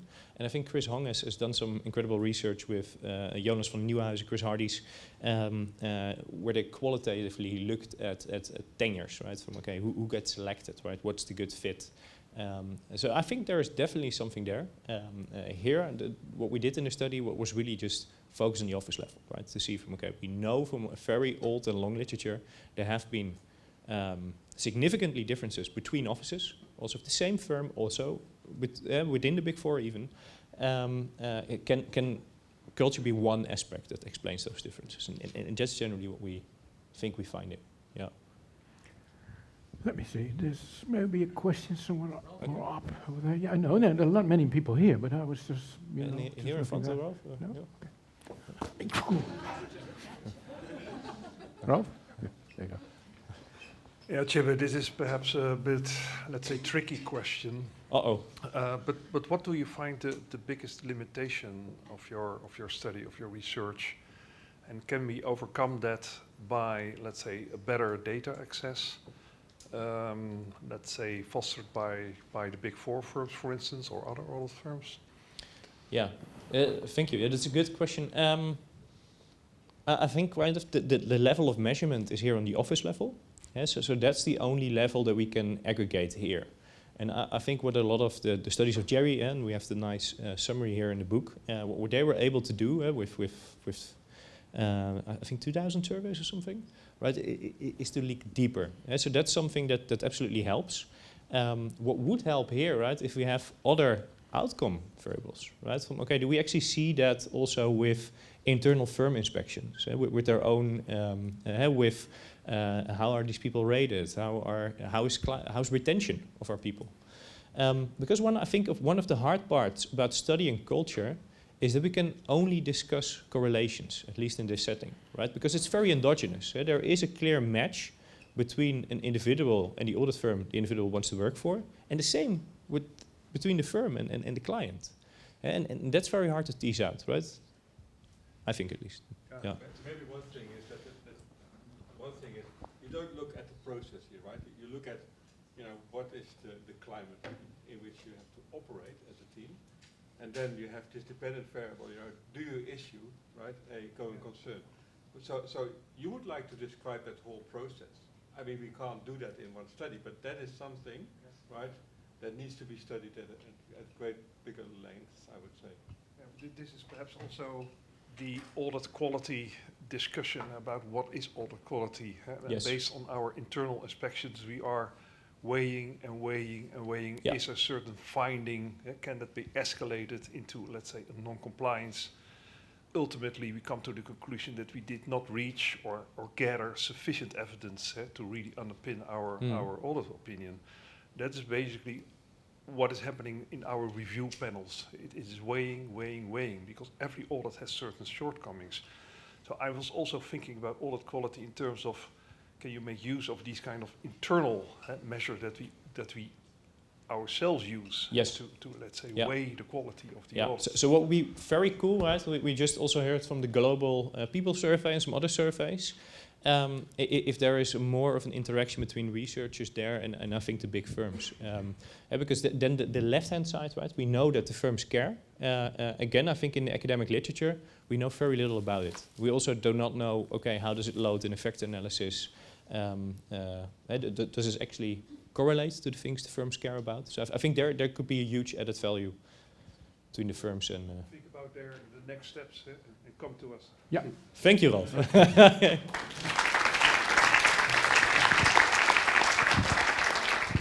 Tjibbe, thanks very much. Very impressive and very contributing to our discussions.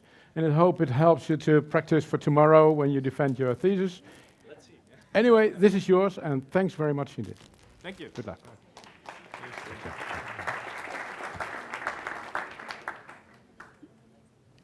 I know, and you know, that it's quite a long and full program, and I think it's really a challenge to be the last speaker and to present. So I would like to start with an applause for Lena, who's going to present.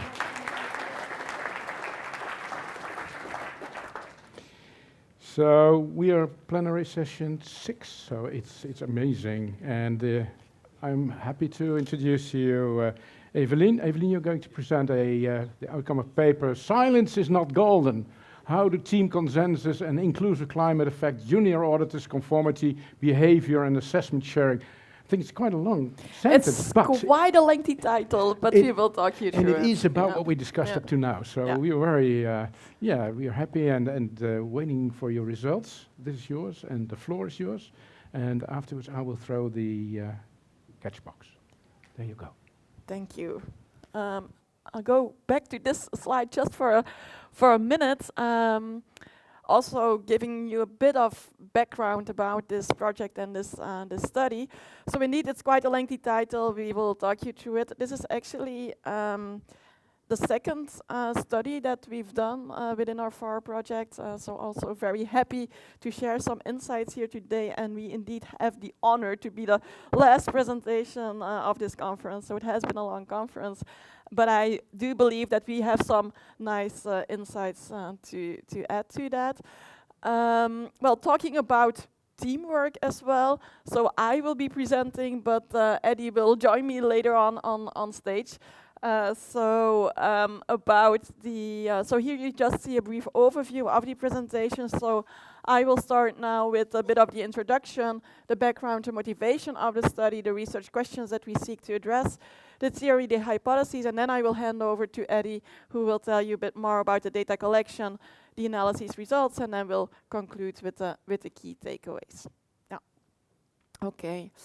So, well, a bit of the background here. So the setting that we are looking at, we are focusing on junior auditors. And as you know, junior auditors, these are the ones that go out, that go into the field, to the client side to collect the evidence.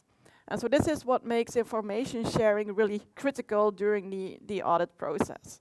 In this context, also audit standards setters state that auditors should be on high alert for any information signals that may indicate that something could be wrong, and also that they should incorporate and share all relevant information in conducting their audits.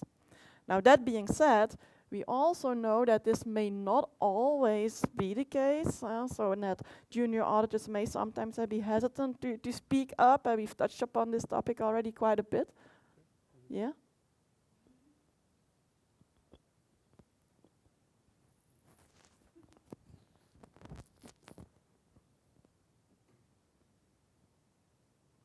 Is that better? All right. Okay.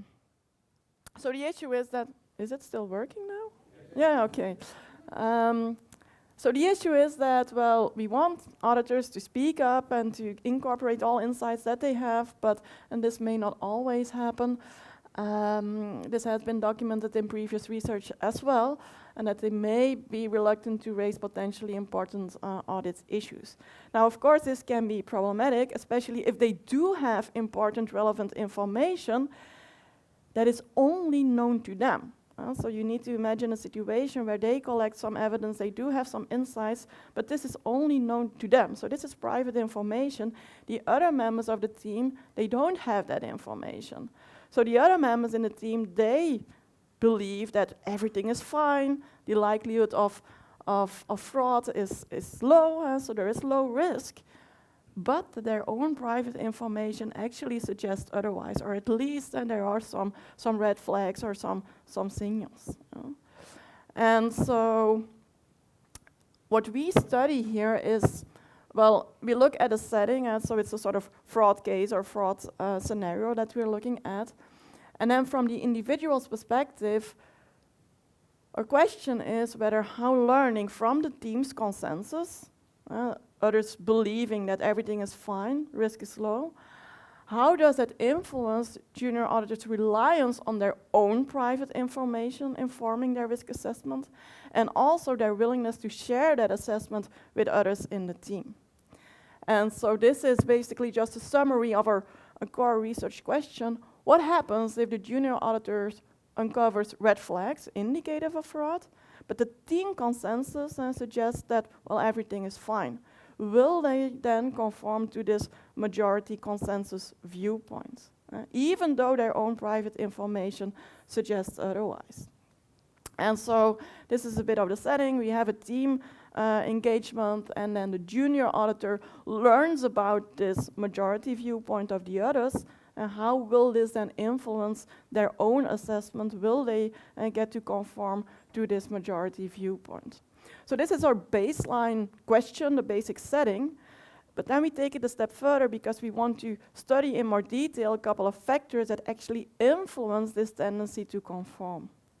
And the first factor is the origin of the team consensus, meaning whether the consensus viewpoint is expressed by senior members in the team, and so more senior members in the team, versus a situation where the consensus viewpoint is expressed by other junior auditors.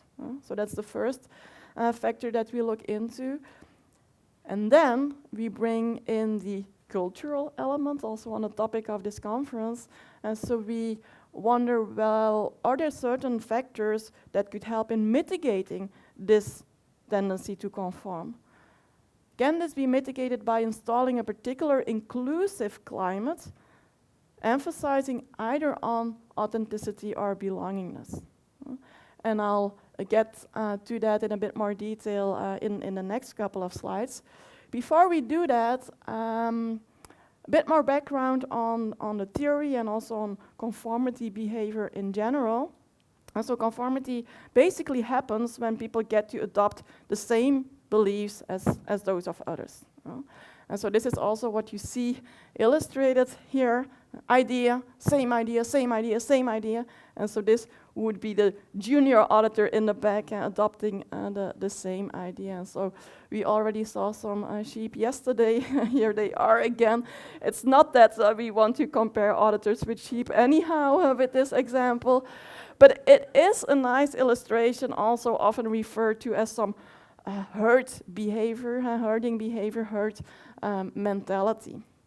And so this herd mentality could result in groupthink, where groups go along to get along, they get to adopt the same beliefs, opinions, and actually fail to consider certain situations or problems from a variety of perspectives. And this conformity behavior in itself is also often very much driven by a desire to fit in and to be accepted by the team. This also has been shown in an auditing context that individual auditors may suppress their own views to conform with the majority view. There is one study by McAllister et al., a quite recent study, that says that high skeptic team members, so a high skeptic team member may be able to influence a majority of low skeptic team members. But of course, this requires a minority member, and the one that is more critical and that has a different opinion, not to conform and be willing to speak up and to deviate from the majority viewpoint. And that's exactly the issue. So that's exactly the issue, that this may not always happen. As we also learned earlier this morning, speaking up is interpersonally risky. And this is what we want to study also in a bit more detail and gain more insights into what holds people back, or what are the factors that contribute to this conformity behavior, and what are the factors that could actually help in reducing it. So that is what our study is about. And as I've said, the first factor that we introduce here is the origin of the team consensus, as you also see illustrated here. Whether the consensus viewpoint is expressed by more senior members in the team, and how this then influences the junior auditor on this picture. That's one scenario. The other situation is where the majority viewpoint of the others comes from other junior auditors in the team. Now, of course, you can imagine senior members, well, they typically have a more powerful influence. They have more status, more power, influence. They also have more knowledge, expertise. And so from this perspective, you could also think, well, they have more knowledge and expertise, so they must be right, and so I'm going to adopt that opinion. That's one aspect of the story. But we also know from previous literature that juniors are especially also hesitant to challenge the viewpoints of more seniors, and because also of the possible negative responses to that. And so taking these arguments together, we get to predict that, or we expect that conformity, this tendency to perform will be stronger towards the more senior members as compared to junior members. And so this is how we formally formulate our first hypothesis. Junior auditors will learn about the low risk and consensus view that comes from senior members. Well, in that case, we expect them to be more likely to conform, and also that this then will flow on to influence their own risk assessment, in that they adopt that low risk view, and they will also lower their own final risk assessment. Then we get to the cultural aspect. So installing a particular culture or climate, could that help in mitigating these tendencies to conform? This is a topic of the conference, but also in general, I think a hot topic these days with many diversity, equity, inclusion initiatives in many firms. So in general, inclusion, well, this is about creating an environment that makes people feel welcome, respected, and valued, where every voice is welcomed, respected, and heard. And if you think about this, you could already think, well, this could help in reducing these tendencies. However, inclusion also has multiple dimensions. And the dimensions that we highlight here, that we study, are belongingness and authenticity. And ideally, we have to say that an inclusive climate, a truly inclusive climate, would consist of both, would have both the belongingness and the authenticity aspect covered. But what we do observe in practice is that there are some variations regarding the extent to which firms emphasize or focus on belongingness or authenticity. And this is what we want to look into. This variation we also observe at the auditing firms. And so we brought some examples here, and maybe some people in the room, the auditors in the room, can somehow relate to that. So also very happy to hear later on in the discussion your thoughts on this. So this is, for example, what we see. We took that from the websites, right, from the web pages. Inclusion at Deloitte, we want everyone to feel they can be themselves. Or all of our people can be their true, authentic selves. And so very much focusing on the authenticity aspects. On the other hand, if you look here at the inclusiveness statement of EY, the focus is much more on the belongingness aspect. Everyone experiences a sense of belonging. And so this made us think, well, could this have an impact? Does this matter for, in our context, for their tendency to conform? If you then go back to this concept of inclusion with the two dimensions, authenticity on the one hand, belongingness on the other hand, authenticity is very much about the need to be authentic, but also the fact that individual unique characteristics and perspectives are valued, right? And actually also needed for the team's success. So from this perspective, you could think, well, this would reduce conformity behavior.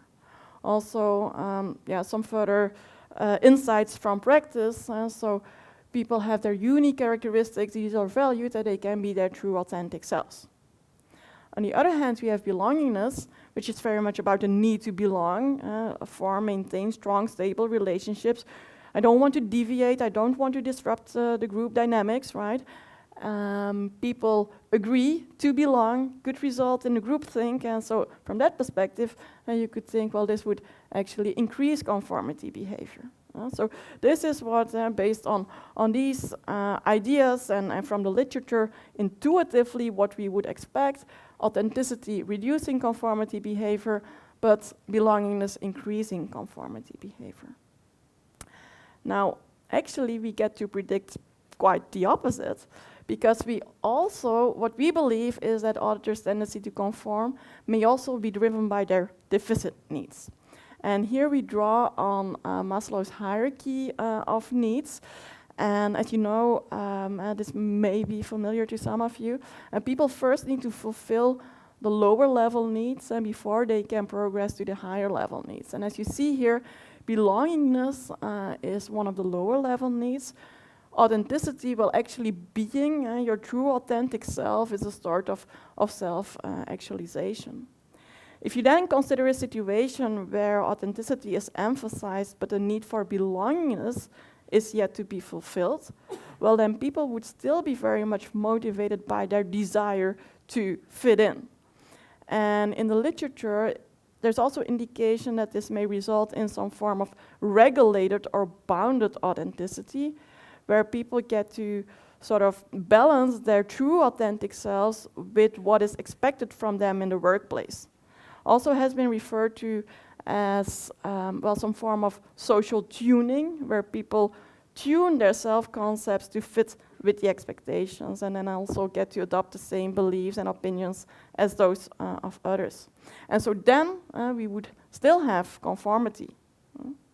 Once the need for belongingness is fulfilled, well, then we argue they can progress to the higher levels, and they may also be more confident in and more comfortable with deviating from the majority viewpoint. And of course, also to the extent that a cultural climate of belongingness indeed creates an environment where they can be more safe, well, where they feel more safe to speak up, this would actually help in mitigating conformity behavior. So taking this all together, what we expect in our study is that this tendency to conform is stronger under an authenticity climate than under a belongingness climate. And so again, we expect this to also impact their final risk assessment. And so this is a summary of our model, of our predictions, and the first hypothesis focusing on the impact of the origin of the team consensus on their final risk assessment going through and their conformity behaviors. And then we bring in the second factor, the inclusive climate, where we expect this effect to be stronger under the authenticity climate as compared to a belongingness climate. And now I'm going to hand over to Eddie, who will tell you a bit more about the data collection and the results.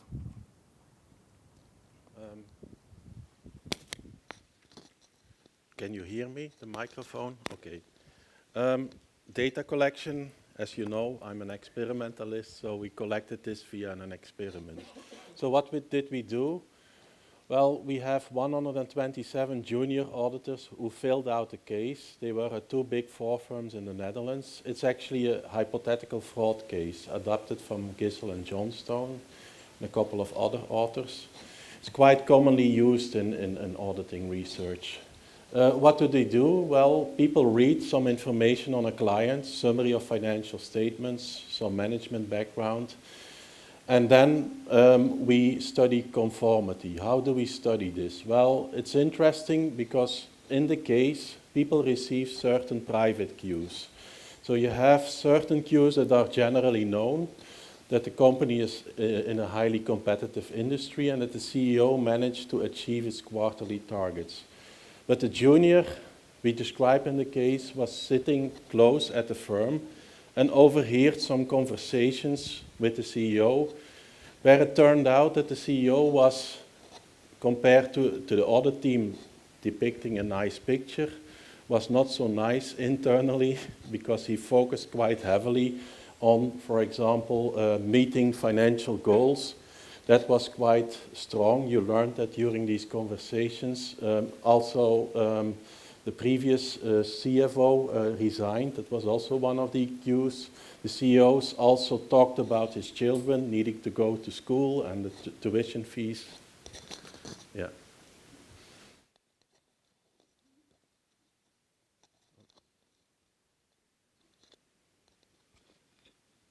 Okay. Yeah, and so there were some cues indicating that, well, this pressure, this financial situation of the CEO might be indicative of fraud.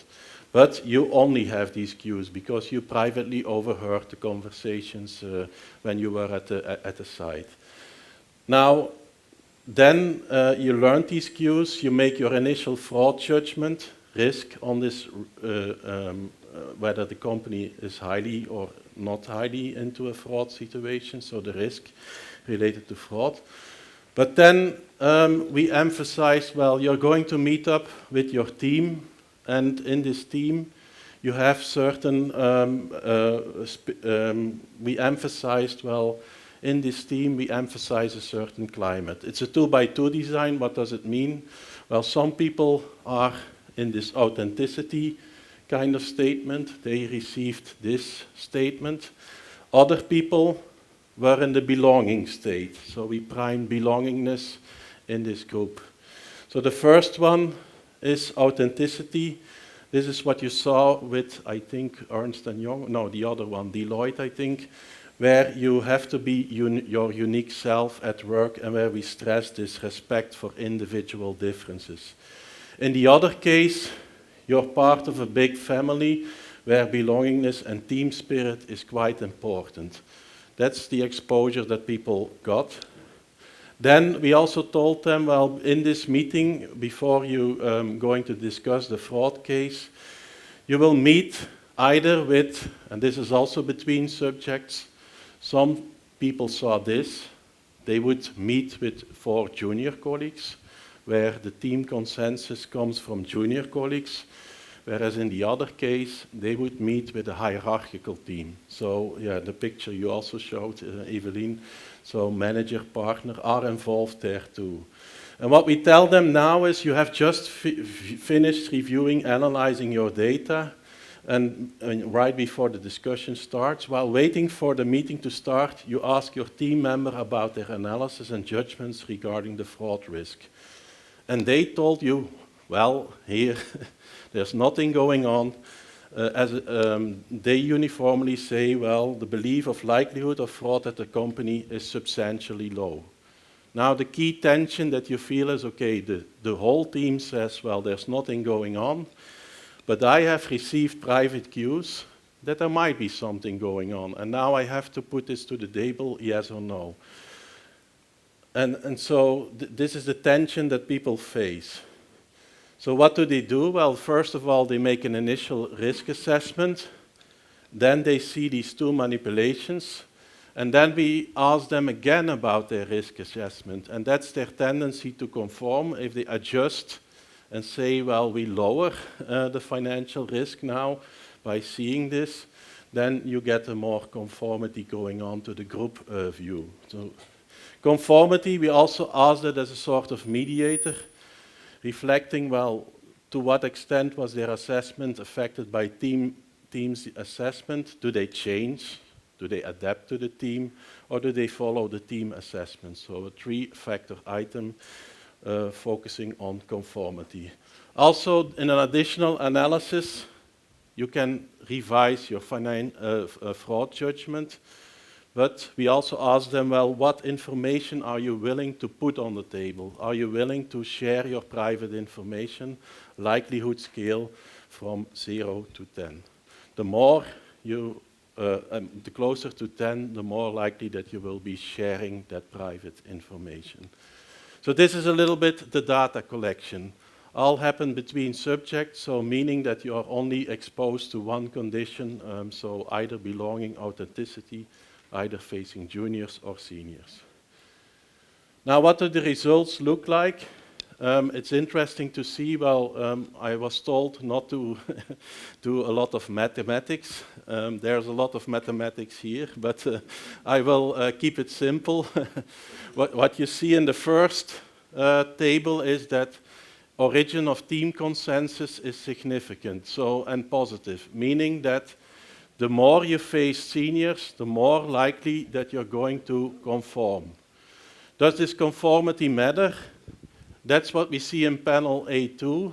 Yes, if you conform more, you're more likely to say like, okay, I don't see any risk with this client. So it's a negative sign, meaning that your final judgment is lower.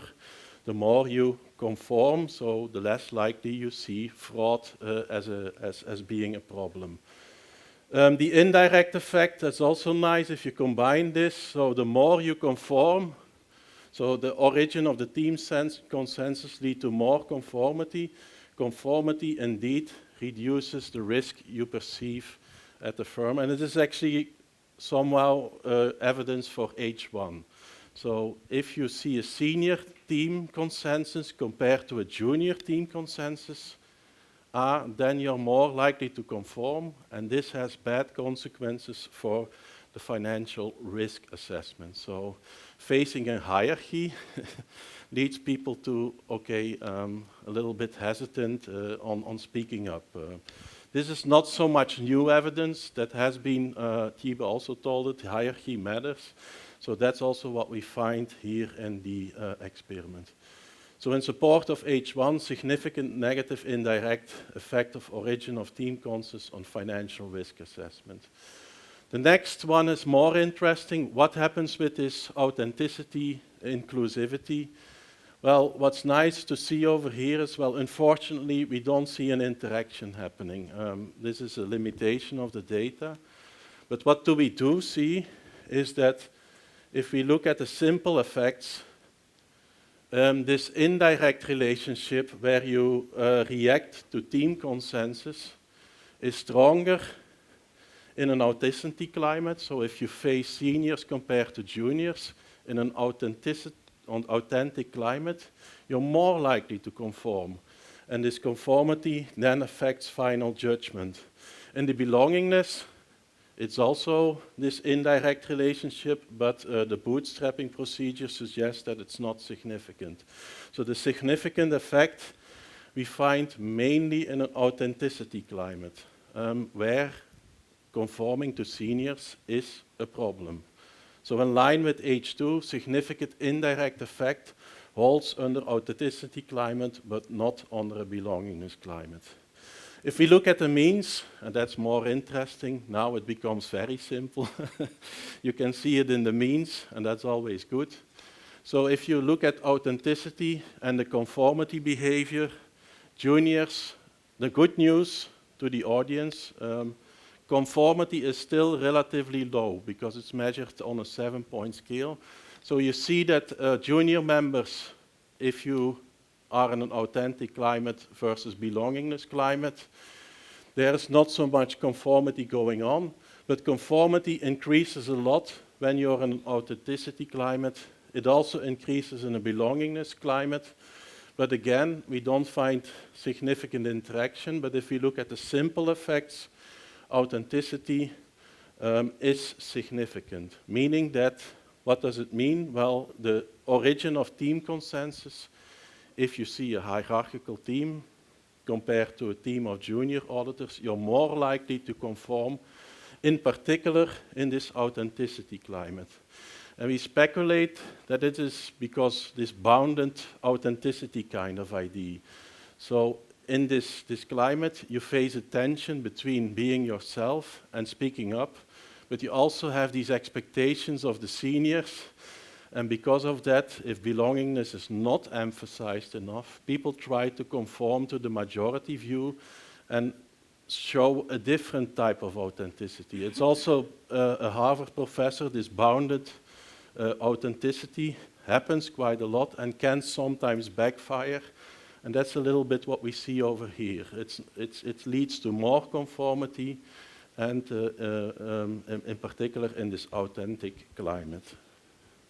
We also did this contrast analysis.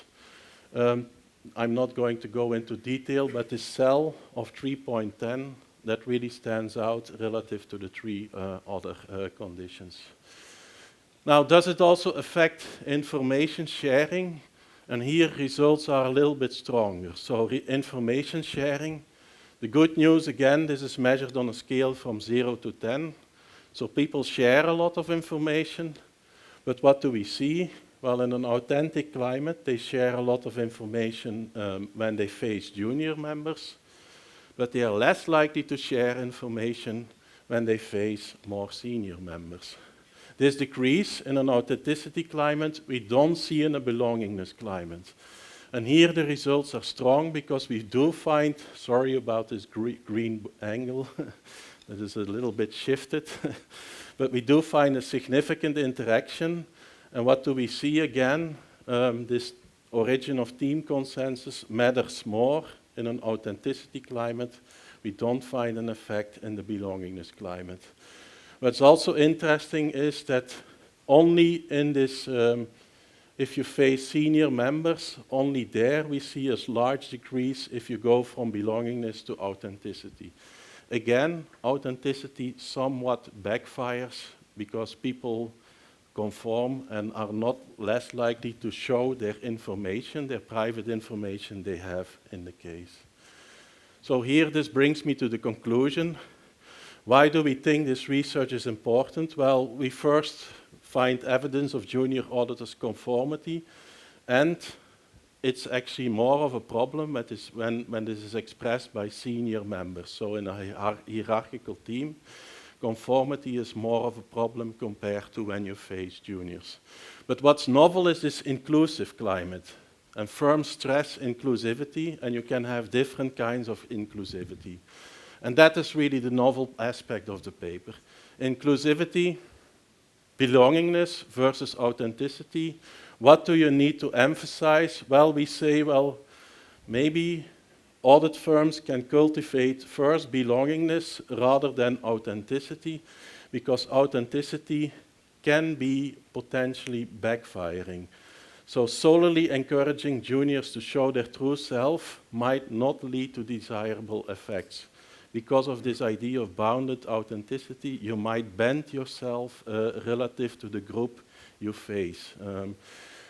In hierarchical teams, of course, when authenticity would be emphasized still, maybe you have that value in your organization, then it's crucial that you tell people, well, it's important that you speak up. Maybe these trainings are more important than when you face an authenticity climate compared to a belongingness climate.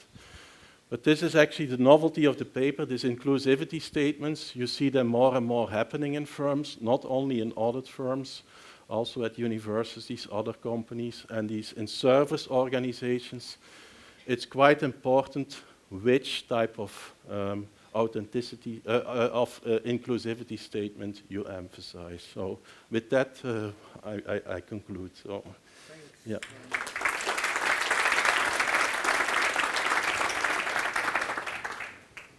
Are there any questions? Because before I have to apologize that I did not introduce you as I did before. So Eddie, yeah, I have to. So Eddie, it's an experiment to see what's the effect afterwards. He's full professor of accounting at Tilburg University and part-time in Leuven, I think. Yeah. And Evelien, you got your PhD in Leuven and currently associate professor in management accounting at RSM. But you both have this Belgian background. That's true. Thanks very much. Any questions about this very important topic? Start over there. Okay. Where is the cube? Oh, there. Let's see. Oh, wow. I think something should go wrong, so the risk increased. Not that bad. Very good. It's fine. Okay. Is there a reason why you, like, I understand looking at the two distinct sides of inclusivity, but I would think from a practical point of view, you would probably want to encourage both at the same time, right? So did you consider looking at a situation where you would encourage both, and would that potentially solve this problem that you're seeing? Yeah, we thought about both as well at a certain point of time, but we do see that if you look at these statements at the different audit firms, that either one of them is emphasized. It's not so much that they emphasize both values. And that's why we wanted to go for understanding this question first. And also this idea of bounded authenticity. Yeah, you can test that, of course, only when the other one is not activated. But it's an interesting follow-up. Or maybe depending on which context you are, maybe in this fraud case, belongingness is very important, but maybe in another setting, authenticity could be maybe also cultivated. So it might also depend on the setting. combo, I agree. I don't know whether it solves it. That's another kind of idea that we need to see, but it's an interesting thought. And it's true also from a conceptual perspective. A true inclusive climate, you would expect or you would want to have both aspects addressed. Yeah, so that's a fair point. Yeah. Can you throw it to here too? Good. Thanks for this interesting presentation. Maybe a little bit more of a general question. What is auditing specific about your results? So I would say you essentially find that people conform to senior people. Is this specific to auditing, or is there? So I think we kind of know this to some extent from the OB literature, and maybe as a partial solution, you probably thought about this, but then. So this authenticity, for me, that was quite surprising. I would have expected that if you ask people to be their true selves, they would conform less, but you actually find the opposite, right? Yeah. So is there something there that is very specific to the auditing profession, that if you really stress that people should be their true selves, that then for some kind of weird reason, then they're actually conforming more? But maybe my central question is then, what is actually unique about the audit setting? Yeah, that's a good question. I think we build on other auditing research, of course, that also shows that senior members, superiors, they do have quite a powerful influence, and so that is where we thought, okay, it might be interesting to see whether this also, plays a role in these type of behaviors. But I would say that this is indeed would be a general situation. Of course, I think this can happen in any type of organization or setting. I do think also regarding this conformity behavior and also the theory that we develop and how we try to explain also the results for authenticity and this bounded authenticity, there's also some research showing that in the OB or the impression management literature that there is some opinion conformity, especially also to people in power, and so to the more seniors to gain approval and to be accepted and to gain respect from those and their superiors. And we do believe that this very much is also at play in the auditing setting, but not saying that it's particular to that. I do think indeed with this H1 I agree that's somehow established in the literature, but H2 is quite interesting, and there I think in an audit firm you have this tension, I think, to be looking good and trying to put the information on the table. On the other hand, if the senior, the partner says, oh, well, the thing needs to move on, we need to actually move on to the next client, and majority says there's no risk. If that team consists of seniors, you might also adapt to that efficiency kind of thing. And I think there is some element, I think this tension that people face also when meeting these senior people could lead to that bending your authenticity. Trying to, but we need to do more there, I agree. Senior is also age, isn't it? Yeah, the box. Yeah. Okay. Even from this close, I think my question correlates to what you're saying. Were you at all surprised about the outcome? Because to me it seems kind of paradoxical that if you're your authentic self, it's less, it's harder, oh my God. This is my introverted anxiety. Trying to be my authentic self, pushing my boundaries. Yeah, but I understand what you want to say. Yeah, it seems like it's. You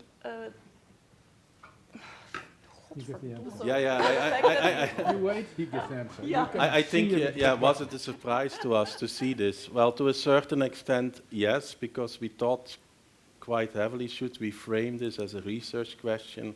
hypothesis, because these two inclusivity statements happen, and well, we were not sure, but we saw this concept also of this bounded authenticity, and that helped us to maybe move. Yeah, we do discuss this tension in the paper quite heavily. We start with the fact that maybe the opposite can be true too, but here are reasons why we think that an authenticity climate might backfire in this professional world. Yeah, But we were surprised also.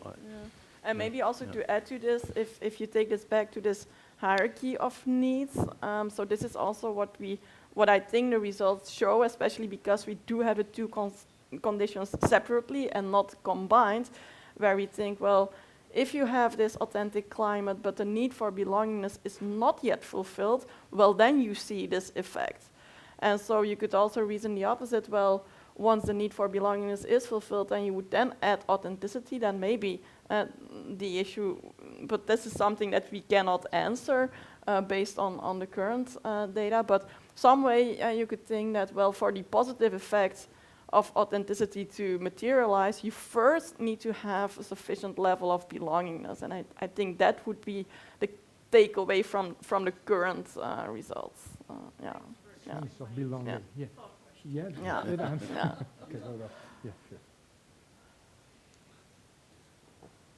Yes, thank you very much. I was thinking a little bit the same as you are pointing out now.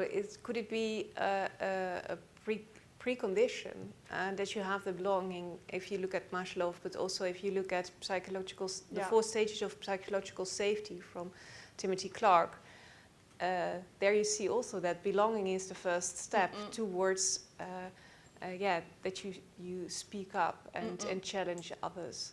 So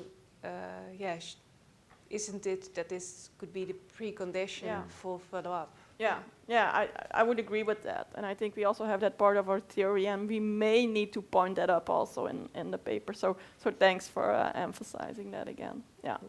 2 questions here, and then upstairs. Yeah. Thank you. So I sort of have 2 elements to it. First is in terms of the climate. Thinking about culture, I'd be really interested to hear how you put those 2 climates to the people in terms of actually creating that atmosphere for them. And secondly, I think a lot of how people react to the climate is very determined by their personality. So I wonder whether you think if you took those 2 populations and swapped them and did the same experiment, but they each went through the different climate than they went through originally, would you get the same results? It's a good question. Regarding to personality, we do have some personality measures in the back of the PEQ, which we didn't analyze yet. So professional skepticism is one of them. So we could analyze this personality traits also in these 2 different climates. That's on our agendas, to-do list. The other question, so you would be first exposed to belongingness, and then later on you move to authenticity, or the opposite. Yeah, that might be coming to the research question of maybe if you have belongingness first, then authenticity, that might work better than the opposite way. But I need to think about that. And how do you foster this in organizations? Yeah, it's not always easy, but yeah, we thought about these mission statements. That's, and this is also how we do this in the experiment. We really put them in a hypothetical scenario. Imagine that you are in this team and these are the values, and so you could question to what extent that really we can really install that feeling just with this. But yeah, that's the experimental method that we use. Yeah. One more question, that's okay? There, at the top, there we go. Because I did that much oh my goodness. Yeah? Oh. Steven Roodbakker, BDO, thank you for your excellent presentation. I got a question from a slightly different angle. You're looking at 2 variables, the belonging and the authenticity. I'm wondering, and we discussed this earlier in the conference, the aspect of working remote, the deviation between sitting in a room with 8 people and just having a discussion about everything going back and forth, or the alternative, sitting in a Teams environment and discussing the same topic, but there's less interaction. You're distracted by your cell phone, emails incoming, European Championship ongoing, all kinds of important stuff in life. What's your gut feeling on the outcome if you add an extra variable to the research? Yeah, this is not an easy question. This was an online experiment, by the way, so people were exposed to a scenario, but the interaction part didn't happen yet in the experiment. It was difficult to model. But it's interesting, I think, if you're in a virtual environment, I think things are different compared to a face-to-face setting. Yeah, and maybe it is more difficult in a virtual team setting in general to create this sense of belonging, and that's maybe what you're alluding to. This is a new reality, so we have to align one way or another. Yeah. Just interesting what the effects are and what does it mean for leadership and the way you manage your teams. It's an interesting question also with this hierarchy, I think. Are you more likely to speak up in a virtual environment compared to in an office kind of thing? Maybe hierarchy matters even more in a virtual context. I need to think about it, but it's a nice observation. Maybe a follow-up study. Yeah, follow-up. That's what I was thinking of. A follow-up, I think this is great. And thanks very much. You need another applause. Thank you. Thank you for the invitation. Eddie, thanks very much. Thank you. Yes, take a seat. Right, I think it's 1 o'clock, so that's according to schedule, and that's great. And now it's time to wrap up and have some closing reflections. And of course, as you started that and having this overview, we're very happy to listen to you what your thoughts are afterwards. Jerry? No, it's over here. I will click. Yeah, I have some slides here I was going to put up, or a slide. Here. You want this one? Or you can just click here on the right one. Oh, it's that one, yeah. Is that this one? Oh, there we go. Yep. Okay, it's the points at the bottom that I threw out yesterday as challenges to regulators, to firms, and to, of course, the scholars in the room. To the question of can we measure culture, what is culture, Lena, my colleague, uses the competing values framework, finds that partners perceive the culture differently than the rest of the firm. This is not good. It can have bad consequences. Enabling mechanisms can close the gap. Surprisingly, tone at the top is not particularly important, but having adequate resources is. Maybe that's not surprising. Tjibbe measures culture differently. In some respects, it's more audit specific, and finds that there is a firm culture effect on the quality of audit outcomes, but the bigger effect is the idiosyncratic culture of each unique audit office. And that parallels the archival research, which has found inter-office differences in quality. Christian's paper finds that digital aids, my term, digital decision aids, adversely affect culture, in particular the culture of skepticism, which is a key part of an audit firm's culture, I would submit. I'm still not quite sure where to categorize the last paper in my little simple framework, but let me do it this way. Then the remainder of the studies do look at audit teams, and I think we're looking at engagement team leadership behaviors and their effects on team climate, team performance. Olof finds that leadership behaviors with respect to teamwork, task work, and voice are important in affecting the quality of the team's outcomes. Ever finds that the quality of the team in a virtual or a remote audit setting, Ever's over somewhere. Yeah, it's important. He finds that what he calls empowering leadership is important. So that's another aspect of leadership that seems to flow through to the quality of the team's performance in that context in a remote audit environment. And then the last paper emphasizes the importance of what they call an inclusive team climate on the audit team. And so a challenge to the audit firms is actually, how can we build from these engagement team-specific findings and actually try to build these leadership behaviors in every audit that the firm does? And I think that's important. And so what we can do as researchers is find what seems to work well in individual teams. Can you as a firm, find out ways to see that these behaviors manifest themselves consistently throughout the firm? And then finally, I was thinking about the two plenaries, Chris's and Martin's, Martin's not here. Even though they're quite different, one's a kind of a standard economic analysis of frictions that might prevent audits from being better. Well, I suppose in a way, Chris talks about frictions too. It's just it's not so much an economic framework, so much as frictions of our own making. So I think each of those papers are actually saying we need to think differently about better audits. And that regulation alone is not going to get us there. And then I'm going to use the animal metaphors. We had sheep twice, and then we had the groundhog. I'd never heard a groundhog, by the way, called an earth beaver. Is that for real? Yeah, I didn't know that.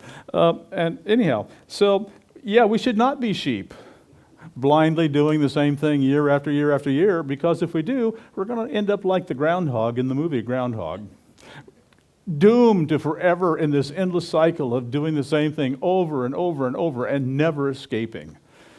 So I think it's been a fantastic conference. Please thank the presenters again for making it such a great conference. Just wait. Jerry, thanks very much, Jerry. I think great how you summarized what happened here. I couldn't do better or have anything to add. The only thing I would like to do is to hand over this very small present, just because of your share, and you told us that it finished in May. Anyway, great that you were here and willing to have your view and to summarize and be present. Thanks very much again. Thanks, Rick. Thank you. Thank you all. So, ladies and gentlemen, yeah, I think we are almost there, and then there will be a lunch. But before, I have some minutes, and what I would like to do is to thank you all for your attention here and to all your cooperation and discussions. But before ending, I would like to thank especially Jan, sitting here in front. Jan, yeah, I know I've seen you in many conferences, and now you are listening and consuming information. It's somewhat silent, but I can tell you there wouldn't be any conference like this without Jan, because he prepared the program, he had contact with all the speakers or whatever, and the only thing I did was looking on this clock. So that's the only thing I did. So the real applause now should be for Jan.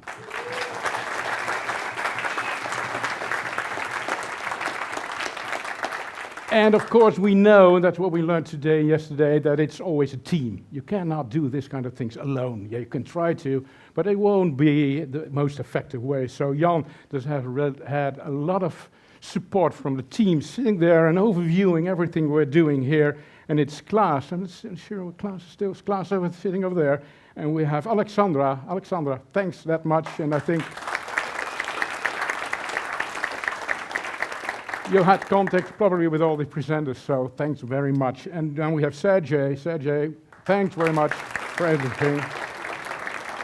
And we have Mustafa sitting over there. Mustafa, thanks. And last but not least, Carlo, thanks very much as well. And I'm sure that next year we'll see each other again, and we hopefully we'll have a similar kind of really interesting and relevant discussion. Thanks very much, and enjoy your lunch.